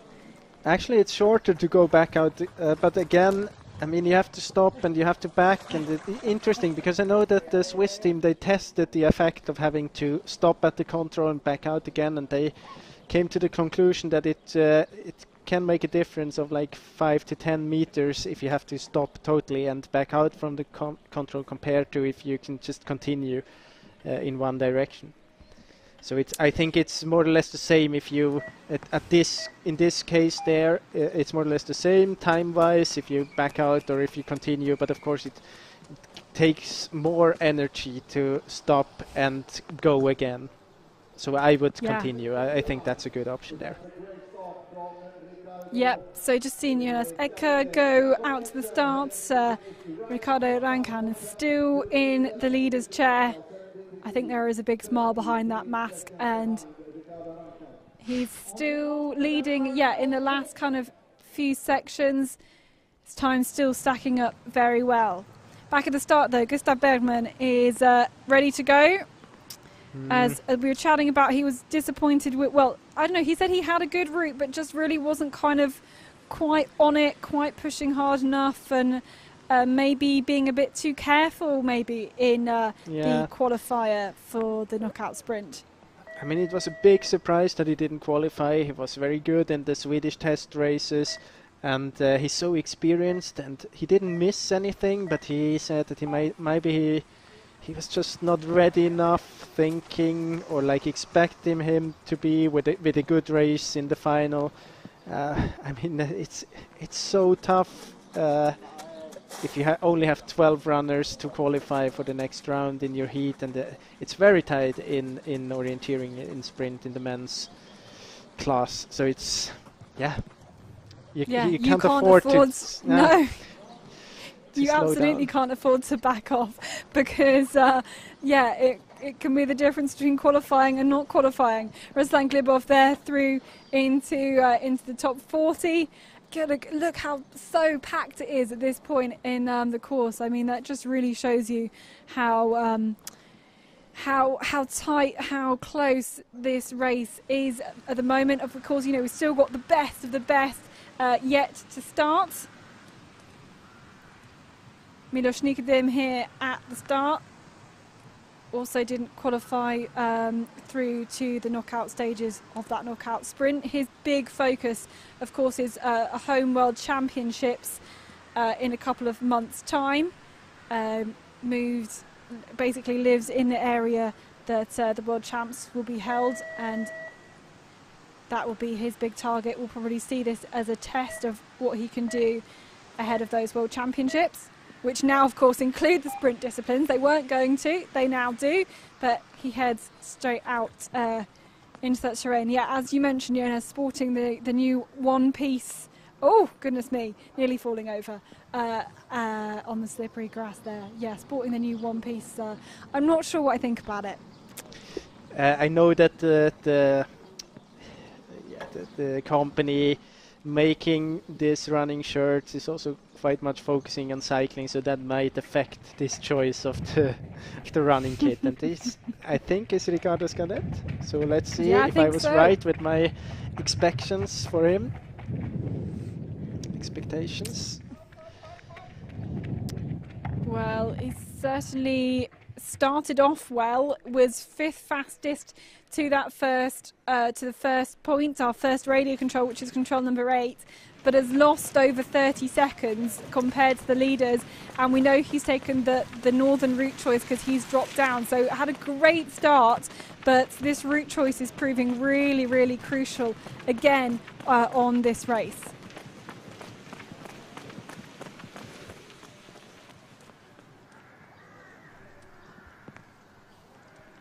Alexei Niemi here at the start. And we're nearly into our top 10 here in the world rankings. These world rankings taken from before the competition. And that's determined the start order, hoping that we're going to have the fastest going off right at the very end. This looks like Frédéric Tranchon here. Then been through the arena passage in the old part of the town in Neuchâtel, and he is off the pace here. 39 seconds behind.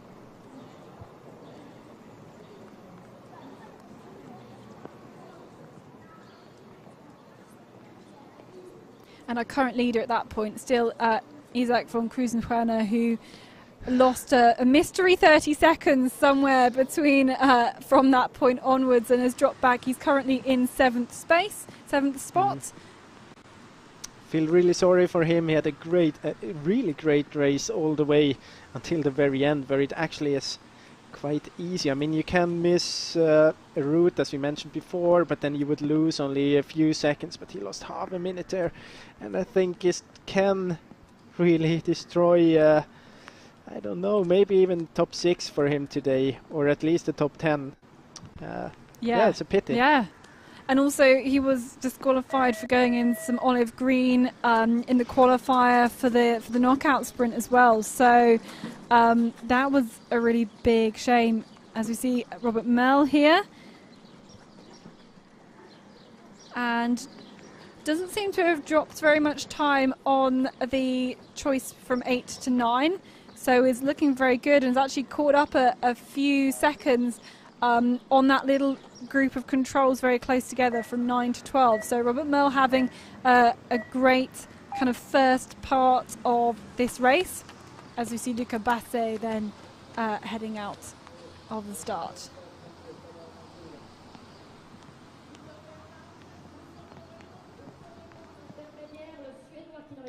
We have Jonas Ecker and Ricardo Rancan compared to each other. We see that Jonas Ecker is going to the north. We know from the 8 control that the difference between the two runners was 5 seconds. But as we have seen before, I think the race, unfortunately for Jonas Ecker, is more or less over at this point, because we know it's quite much slower to go to the north there. I mean, it's not over the race, but he will definitely lose time, and I think in such a tight race as it is today, it will be hard to come back after this. Yeah, we've seen that. Yeah, it's so hard to fight your way back. Simona Abersold was trying to do that, but ultimately that may well have cost her the gold medal there. So you can claw back some seconds if you have the legs, if you have the speed, but really that route choice is going to be is very, very crucial. Florian Hovald out into the starts, and Christoph Meyer we can see now through this garden section, but I think he is yeah, you know, you can see already with a couple of controls to go, he's dropping his way down the standings.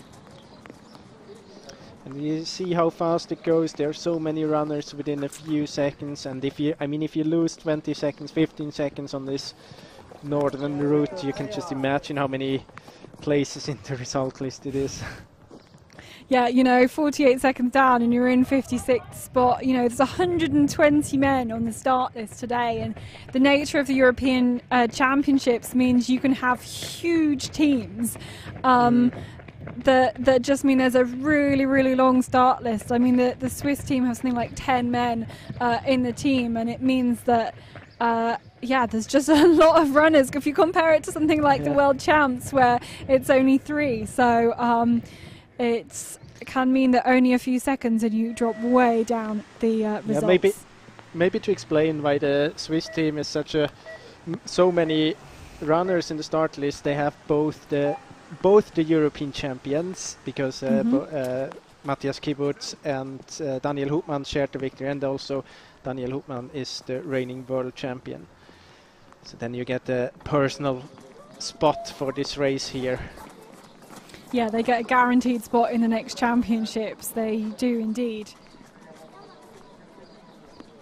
But yeah, Jonas Ecker, yeah, we saw him on the GPS tracking. We know he went the northern route choice and he was dropping time here. So yeah, you can see just 40 seconds down and he goes into 44th spot. So that's pretty much his race done. And we know that before it was only 5 seconds before this long route difference between Rankan and Ecker, and yeah, as you see now. And talking about a good time here, Gustav Bergman, he seems to take revenge on the missed qualification the day before yesterday. Yeah, he really is taking revenge, and actually you can see him really looking closely. I think that was him, must be checking this route choice here and really closely looking at the map, but he is going to take the lead here. Gustav Bergman, the new leader, the first new leader in ages, and he goes 16 seconds quicker then, and we know he was leading at the 9th control. He's must have made the right route choice there from 8 to 9, because he is currently the leader with a fantastic start for Gustav Bergman. But still lots of runners to go. I mean, Gustav Bergman is starting quite early on in this list, comparatively. I think much earlier than I'd expect him to be. So there's lots of runners still to go. One of them, Martin Hubman, who does, have sprint medals to his name. Yeah, definitely, and he showed also in the earlier races this year that he's a runner we have to count with in races like this. And here we have this route choice, control 3 to 4. See that almost all of them are going to the south. But Gustav Bergman, yeah, Gustav Bergman, the current leader, though, Svensk is looking to be a little bit quicker there, so that's certainly interesting. And interesting also because in the Svensk he wasn't running the qualification because he didn't feel so well after the sprint relay, so he skipped the qualification for the knockout sprint. So yeah, behind Gustav Bergman here, and we're on this way. He's on his way to the 14th control. Just saw him punch the 13th there. He will now loop round for the 14th before crossing over into the Old Town. Here's our bronze medalist from yesterday, Kasper Fosser, and ready to begin his campaign. Bronze medalist from yesterday, bronze medalist from the sprint relay as well. Had the second best time there on leg 3, so definitely one of the big favorites for today. Showed, he showed great races in both the knockout and the qualification, and also in the earlier races this year. Milos Nikodym there has a 37th place. Not got the pace or not got the route choice there. As we see him through, and that looked like Alexei Niemi just rounding the corner behind him to go to the next control there. So we're live with Emil Svensk, and we can see that he is ahead of Gustav Bergman, who's still our current leader. But really what we want to watch and see what he does and have to control number 8. Exactly. Yeah, exactly. Robert Mell here.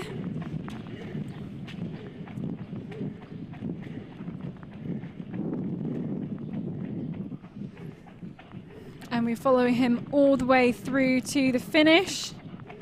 Can he make it into a top 10 spot here? But back at the start, Joey Hadorn, silver medalist from yesterday's knockouts. Gold medalist, of course, in the sprint relay. He is the Swiss sprint champion too, so You know, he's got great recent results over this kind of the classic sprint, as I'm coming to call it. So attacking very much the first part of this course, and we'll see if he's able to make a difference here. We'll see if he's able to get all the right route choices. And Gustav Bergman here through the arena run through, and in a good spot here as he heads out onto this last kind of loop amongst the old town.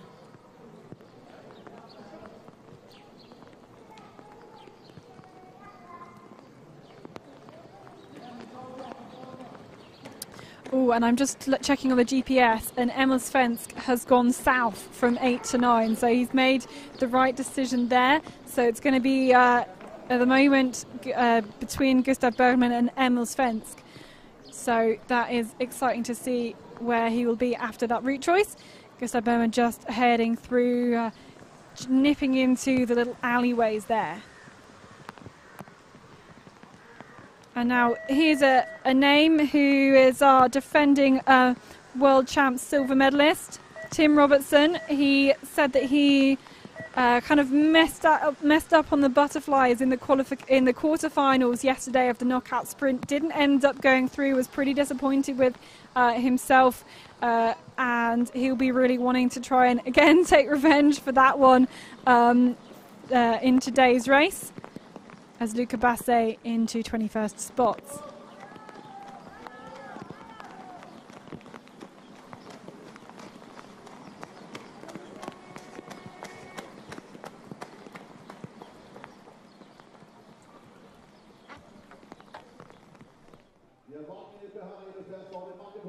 But yeah, still Ricardo Rancan in the leader's chair here. He'll be watching and waiting to see who's coming through next. This is Florian Hovald through this section. I think by the time ticks down. He started quite okay as well. Seems that he has taken the route choice to the south as well. But he will be behind Gustav Bergman anyway, but it's not. The gap won't be that big. I think he will go into a second position there.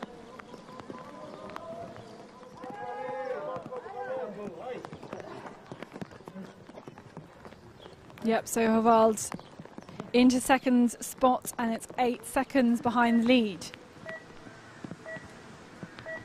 Here though, Vutik Kral, ready to start. 5th in the knockouts final, wasn't able to make it a clean sweep of knockout wins, but starting very well here. And then Gustav Bergman here will follow him to the finish.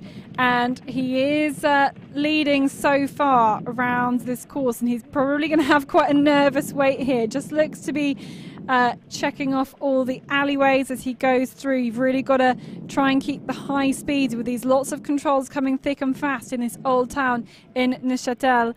And he's had a great first part of the course, wanting to make up for not qualifying in the knockout sprint. So punches 23rd control has got a couple of controls still to go. Here we have Emil Svensk now on the way to the TV control, to the first TV control. We know that he was in the lead at the first split at control 8. There he was 4 seconds ahead of Gustav Bergman. Lost a few seconds there, 3 seconds, but still first position for him. Yeah, he takes the lead, but we're going to have another new leader at the finish as Gustav Bergman is going to round this last corner, and he will go into the leader's chair here. After a great performance, he only goes 14 seconds ahead of Ricardo Rancan, who immediately vacates the chair for Gustav Bergman, who... yeah, I think he should be pretty happy with that. We'll wait and see. There's still lots of runners left to go, but it looks like he's made some good route choice decisions, and I think it'll be all down to speed by for the final few spots. He can be happy, but it's. I mean, if you look at the split compared to Rancan was 6 seconds faster here in the very end on the last kilometer. So there's still an indication that there are a few seconds to win compared to Bergman if you're in the fight when you enter this old town. Yeah, absolutely. Almost looked like a bit of a false start there for Matthias Kiburtz, yesterday's champion, defending European champion. In fact, we have two defending European champions, as you mentioned earlier, Jonas, because Matthias Kiburtz and Daniel Hubmann both had exactly the same time in the sprint race 3 years ago. They are both defending. Daniel Hubmann, though, is also the current world champion in the sprint, and you know, this is his really his discipline. Not quite as good. Well, we saw him do the wrong side of the map in the knockout, and that pretty much ended his race yesterday. But you know, he really comes into his own in this individual sprint. And as he's about to set off, there is only one athlete to go after Daniel Hubmann. So Hubmann straight out of the start and just checking his route choice, I think, to this point. But from one Hubmann to another, Martin Hubmann goes through there, and he was in, I think he was in 7th place there. We just missed him punch that control, but we can follow him through here, and he's 21 seconds off the pace of Emil Svensk at this point. Lost 10 seconds on the between 8 and 9. Although now we're comparing it to Joey Hadorn, who's gone fastest at control number 8. So we will wait and see.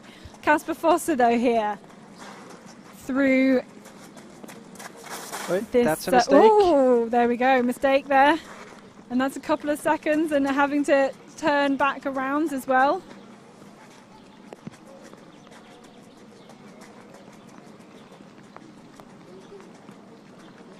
So Kasper Fosse will go slower than the two Swedes. It just shows you that you have to be very focused all the way. There's no time to relax, even if there's quite an easy control coming. It's a pity, because otherwise he looks very well prepared for the tasks coming. Here there was no hesitation at the control. He had route choice decided on beforehand.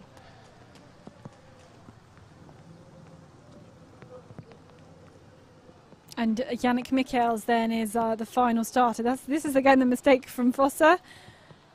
It's where, you know, it's balancing where you are with where you want to go, and just trying to be confident, not overconfident, and balancing all of those things, I think. Yeah, I think, I mean, when you enter this garden there, as we have seen, it's hard to see the control because of these bushes there, but you have to just continue the same direction as you enter. And I think when you enter it, you have to lift your head and look ahead and check the two bushes you have to go through between, so that you have the right direction. And this mistake was really, you could avoid it. Yeah, you absolutely could, and it will have cost him a few seconds, and a few seconds may be all that's in it towards the end. We just saw Emil Svensk go through a new fastest time at control number 17. Here is Joey Hadorn, and he's already slower than Emil Svensk, and this is, yeah, he's dropped a lot of time here. And he was actually in the lead at control number 8, and then in 14th place at control number 9, 23 seconds down. And for me, that shows that he's taken the northern route choice between 8 and 9, and that has pushed him way down here. He's got really, really high speed. He's going to try and claw some of those seconds back, but yeah, to be that far down at this point, Joey Hadorn 26 seconds down. I mean, he's going to find it difficult to come back from that, and Gustav Bergman will be watching, will have seen that his competitor, his rival, will have lost a lot of places at that particular point. Florian Hovard, though, now I think to the finish.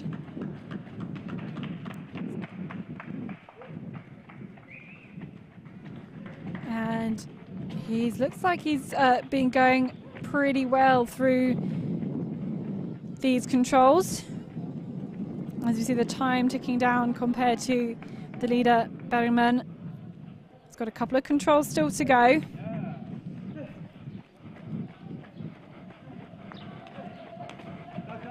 you've got to remain sharp. You've got to remain completely on it all the way through these last few controls, through the twisting and the turning. You've got to find this little one just in the little alleyway there. Martin Hubmann, though, goes into 4th spot through control number 17. And Tim Robertson here goes 11th.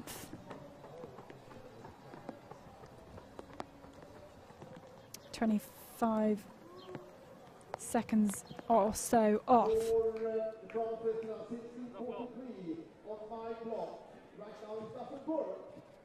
But very soon we're going to see Emil Svensk towards the finish line. This was Hovald into new 3rd fastest time.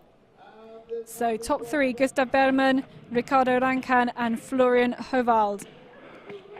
But here's Emil Svensk, just being a little bit hesitant out of that, just taking a little look at the map. And Emil Svensk is on his way to the finish. Can he be faster than Gustav Bergman?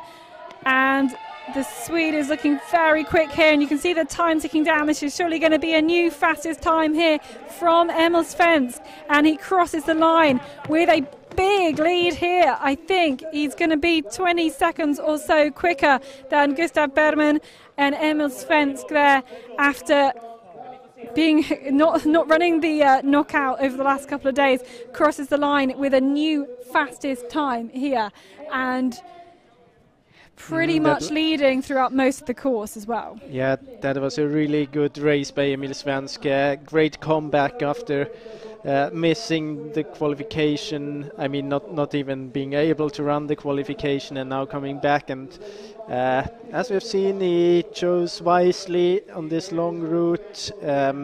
We didn't see any problems further on in the race either. Maybe this 1 second hesitation there at the control, but otherwise it was a very, very good race by Emil Svensk, and I think this is really the time to beat now.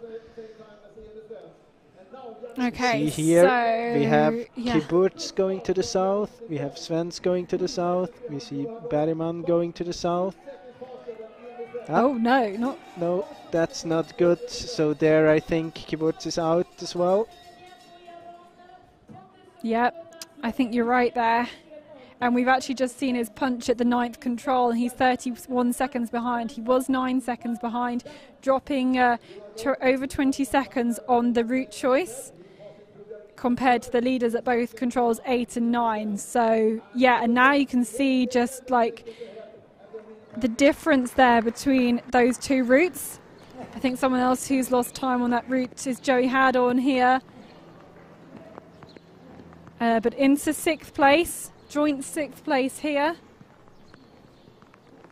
But he's only been losing time compared to the leaders. He's not really been able to claw much of that back. Matthias Kiburz then up these steps here.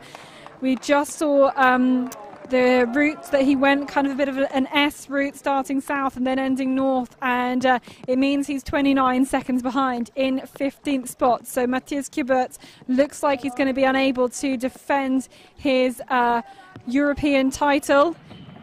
Kasper Fosse though, and we're looking like we're following him through to the finish.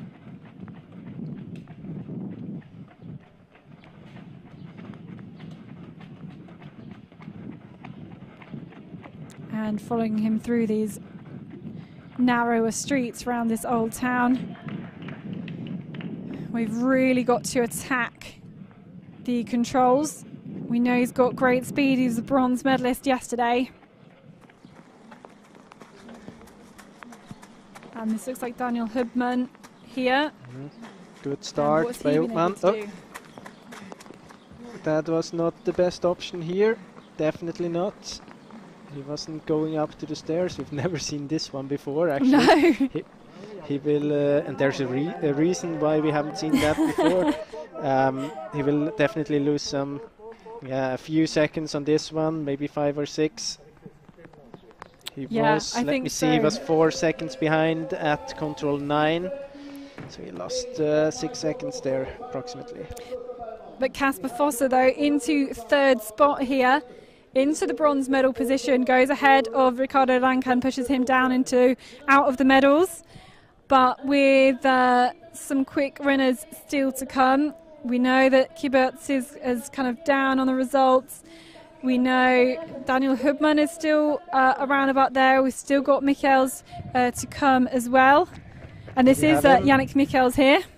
He's coming from the north, so that's not a good thing for him.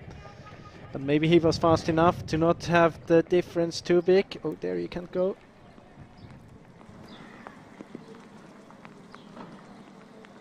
So punching control 10.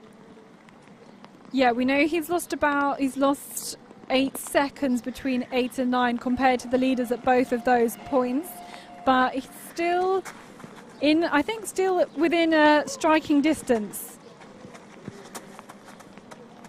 Definitely, and he looks fast here around the corner. He's just turning his head into the direction he wants to head to. It's a good sign. So we'll see where he ends up at this control, which way he goes. Yannick Michels into 5th. That's good as well. Good decision there. Looks good for Yannick Michels still. Yeah, and Daniel Hubmann was just 1 second ahead there, and he went up the other way. So that's interesting to see as Joey Hadorn then into the finish. But he's gonna be out of the medals, I think, here. Joey Hadorn goes equal 4th. And I think we've got Emil Svensson, Gustav Bergman, Kasper Fosse in there. In fact, they've been given joint second time currently, Gustav Bergman and Kasper Fosse. Just looking on my results as they clear themselves up. But Joey Hadorn there into 4th spot. And it could well be the route choice again that's kind of put that's added so much time there. But also he kind of was losing a few seconds to Emil Svensk towards the latter part of the course as well. So I mean, Joey Hadorn out of medals. It is really a tricky route because it is shortest to go to the north, and but when you get the fact in that you have to calculate in the other factors like the steps and the climbing and everything, it makes it so complex to decide right. This is a very interesting lane. Yeah, and the changes of direction as well. That is also pretty crucial to me. Oh, and I think that was a mistake from Kiburtz there. He was almost going to go down there to control number 3. He saw that one first, headed there, and that's another few seconds lost for Matthias Kiburtz. It will be the first sprint race in the championships in Switzerland. He won't win this one here. So we had a good streak here in sprints, both World and European Championships and home soil. And you see this is a bad decision by Kiburtz here, losing a lot of time. See the different options there, Hubmann and Svensk. Quite a good option for Hubmann, but we know that Hubmann later on here out from the control took a different route and lost a few seconds there as well. So Yannick Michels crosses the road into the old town now, and he's just got this is where the orienteering kind of changes dynamic again. You've got lots of controls close together, you've got going around these big kind of blocks of buildings. But Daniel Hubmann here, we can see him punch this control number 17, is 4th, but you can see he's within touching distance of a medal at this point. Kasper Fosse currently in equal 2nd place with Gustav Bergman.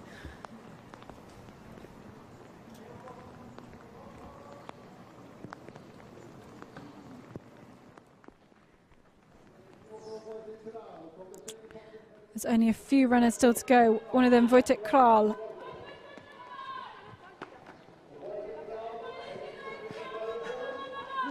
And he's on his way through to the finish, but you can see he's dropping places here.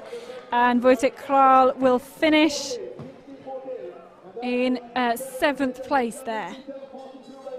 So inside the top 10, it's not going to bother Emil Svensk, who's still sitting in the leader's chair.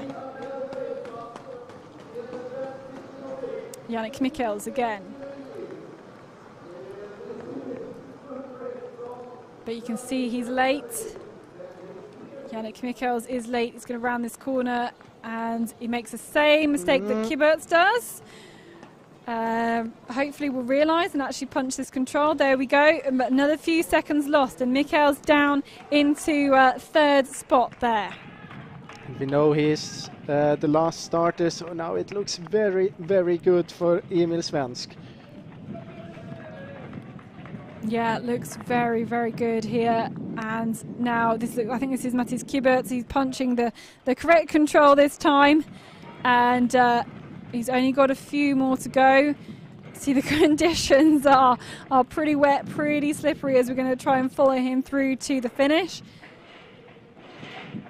But we've already seen the route choice from 8 to 9. Doing kind of the S-shaped route choice was not a good option. And now we're just waiting for him through. This is the last control. And Kiberts there, we can already see his time. He is behind. He's already late and will drop into the top 10. So Matthias Kiberts fails to defend his European title and into 9th spot. It is looking better and better for Emil Svensk and Gustav Bergman and Kasper Fosse here, though we know Yannick Michels still within in the shout for a medal here as we can follow him round. But I mean, he's compared to Emil Svensk, he's more than 10 seconds after. It will be. I think Emil Svensk is quite safe on the first position. But of course it's a tough fight between Gustav Bergman and Yannick Michels. And also Kasper Fosse for the medals. Here's Daniel Hubman though at the finish. And it might be a close shout with him. I think he's just going to be edged out of the medals. He is. He goes 4th. Daniel Hubman into 4th place, 3 seconds off the medals there, and pulling. Yeah, you know, he made. It looks like he made the right route choice, but just kind of dropping down. Well, we saw him make the kind of the wrong choice from 11 to 12, going down and then back up the hill again, and maybe that was crucial for Daniel Hubman, but he is outside of the medals here. I think compared to Kasper Fosse and Gustav Bergman, it was definitely those seconds he was missing now in the end to beat them, but compared to the others, I mean, I don't think he would be close to Emil Svensk or Yannick Michels without a mistake. So here's the final starter, Yannick Michels. We can see the time ticking down. He's going to be slower than Svensk, but is he in the hunt for a medal? Well, it's a little bit of a kind of slow turnaround in there, but he's taken this the correct alleyway into the last control in this one. And Yannick Michels, is he going to get a medal here at these European Championships? He looks like he's in for a silver medal here. Yannick Michels from Belgium crosses the line, taking the silver there. And meaning we can crown Emil Svensk, the European champion, Yannick Michels, into the silver medal spot. And it looks like we're going to be sharing. Oh, he is so pleased to hear that result. In with a silver medal there for Yannick Michels. Gustav Bergman and Kasper Fosse sharing the bronze medal, it looks like, on my computer. But Yannick Michels there, just finishing there in a silver medal. He's 13 seconds off the pace of Emil Svensk. And yeah, we can see what a fantastic performance from Emil Svensk to take the title, and fighting all the way around Yannick Michels as well. Yeah, it seems that he has made a great race here. He got the route choice right to the 9th control. He seemed to have chosen wisely to the other controls as well. I think it's especially impressive that he came back after this break after the sprint relay. I mean, he didn't feel good there. We know that he skipped the qualification. Now, when we look back, it might have been a very smart decision. It might have been a good choice. because if he came back choice. and yeah, I mean, he came back and won this race. We don't know how serious, or I don't know how serious it was. What he said something about he felt tired, but I mean, that's something you say when you don't. But it's hard to say what it was for us. And he came back and he won the race. Very impressive. And also Yannick Michels. I mean, I think it's especially impressive that he is performing on this level, because he is in the Belgium team, and all the other teams around, if you look at it here, we have Sweden, we have Norway, we have Switzerland. They have big teams. Many other runners, they performing good. You have you can compare yourself to the absolutely best runners in the world in every training. You're with the national team, and he's kind of missing that part when he's around with the national team. And I know that he's training a lot with other teams as well, but still it's not the same. He doesn't have as many coaches on site as other teams. It's just the whole team around, which isn't that big, which makes it even more impressive. Yeah, doing a lot of individual training, a lot of track training. Has been trying to get some races out on the roads and things as well, I know, in Belgium. But let's have a little look at these top three around here. We've not got any GPS, as you can see, for Casper Fosse, but we can talk about the three medalists. We see that in the beginning they have chosen differently to the first control. Then it seemed quite equal, of course, to control 2, 3 and 4, splitting up to 6 again. Good decision by Michels there, but the very decisive one, maybe not between the 3 in the picture here, because they might all have gone to the south, otherwise they wouldn't be in the top. But the decisive leg 8, 9, of course we've seen many of the runners disappearing from the competitions there. No, we actually have Michels who went to the north, that's right. My guess is he could really have been in the fight for the gold if he would have gone to the south there. Yeah, it looks like he was leading compared to the other two around all those controls, so yeah. Exactly, he was 6 seconds ahead of Emil Svensk at the control before. In the finish, he's 13 seconds behind. He lost, I mean, he didn't lose that much there, 14 seconds. No, he didn't, yeah. Yeah, it's tight. He did perform very well on this leg, we can say. But we also know that he is one of the fastest runners in the field, so he really played his card well there.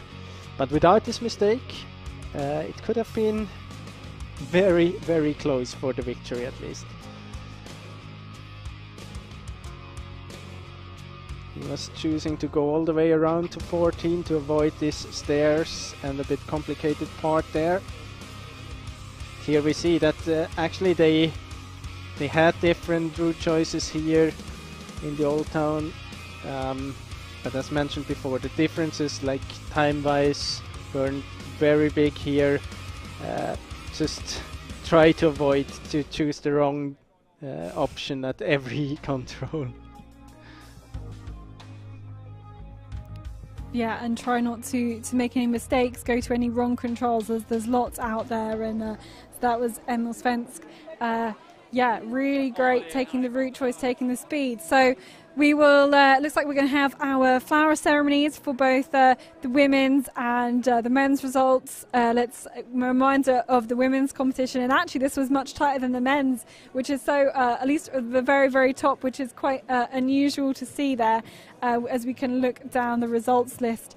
So yeah, reminders that win from Alexanderson, second place Eleanor Ross, and third place Abersol. So just can watch out down there.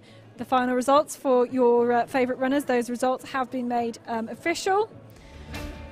And a reminder that, yeah, this is again, I think, didn't we see Abersol taking the wrong route choice here as well? She was fighting back the seconds again, one who could maybe have placed gold if she'd got that right, but still, I mean, we shouldn't really be criticising her too much. She's ended up with that bronze medal. It's a fantastic race.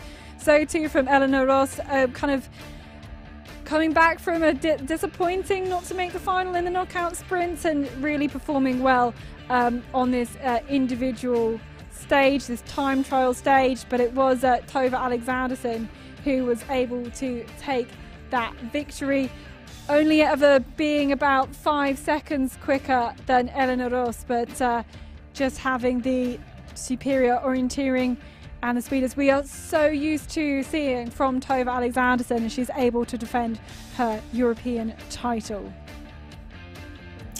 A very thrilling, very tight race on the women's side of things, and we can see them being awarded their flowers here in front. I was going to say in front of spectators, though there does seem to be quite a few people around, you know, just locals or anything. We've not got quite, you know, the number of spectators that I'm sure the organisers were hoping for here at the European Champs. Pretty special few years it's been, but bronze medalist from Switzerland, Simona Aebersold. She ended up her time 16 minutes 16 seconds. So also from Switzerland, Elena Ross was able to take the silver medal today. Her time 16 minutes and 15 seconds. A well-deserved second place from her.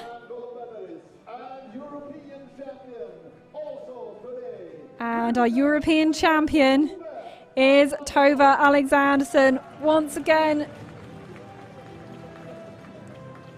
with a speedy and technically great performance from her. Finished with her time 16 minutes and 10 seconds to take the win ahead of the two Swiss women there as well. So great result. So used to seeing Tove Alexandersson, and you know she's been out doing some ski mountaineering and things in there, and we know she's just got a great physicality, great orienteering, that she's able to kind of devote a large part of her season to other sports and then come back to orienteering and still take the titles there. So Tove Alexandersson with the win once again, 2 titles for her in these European Orienteering Championships.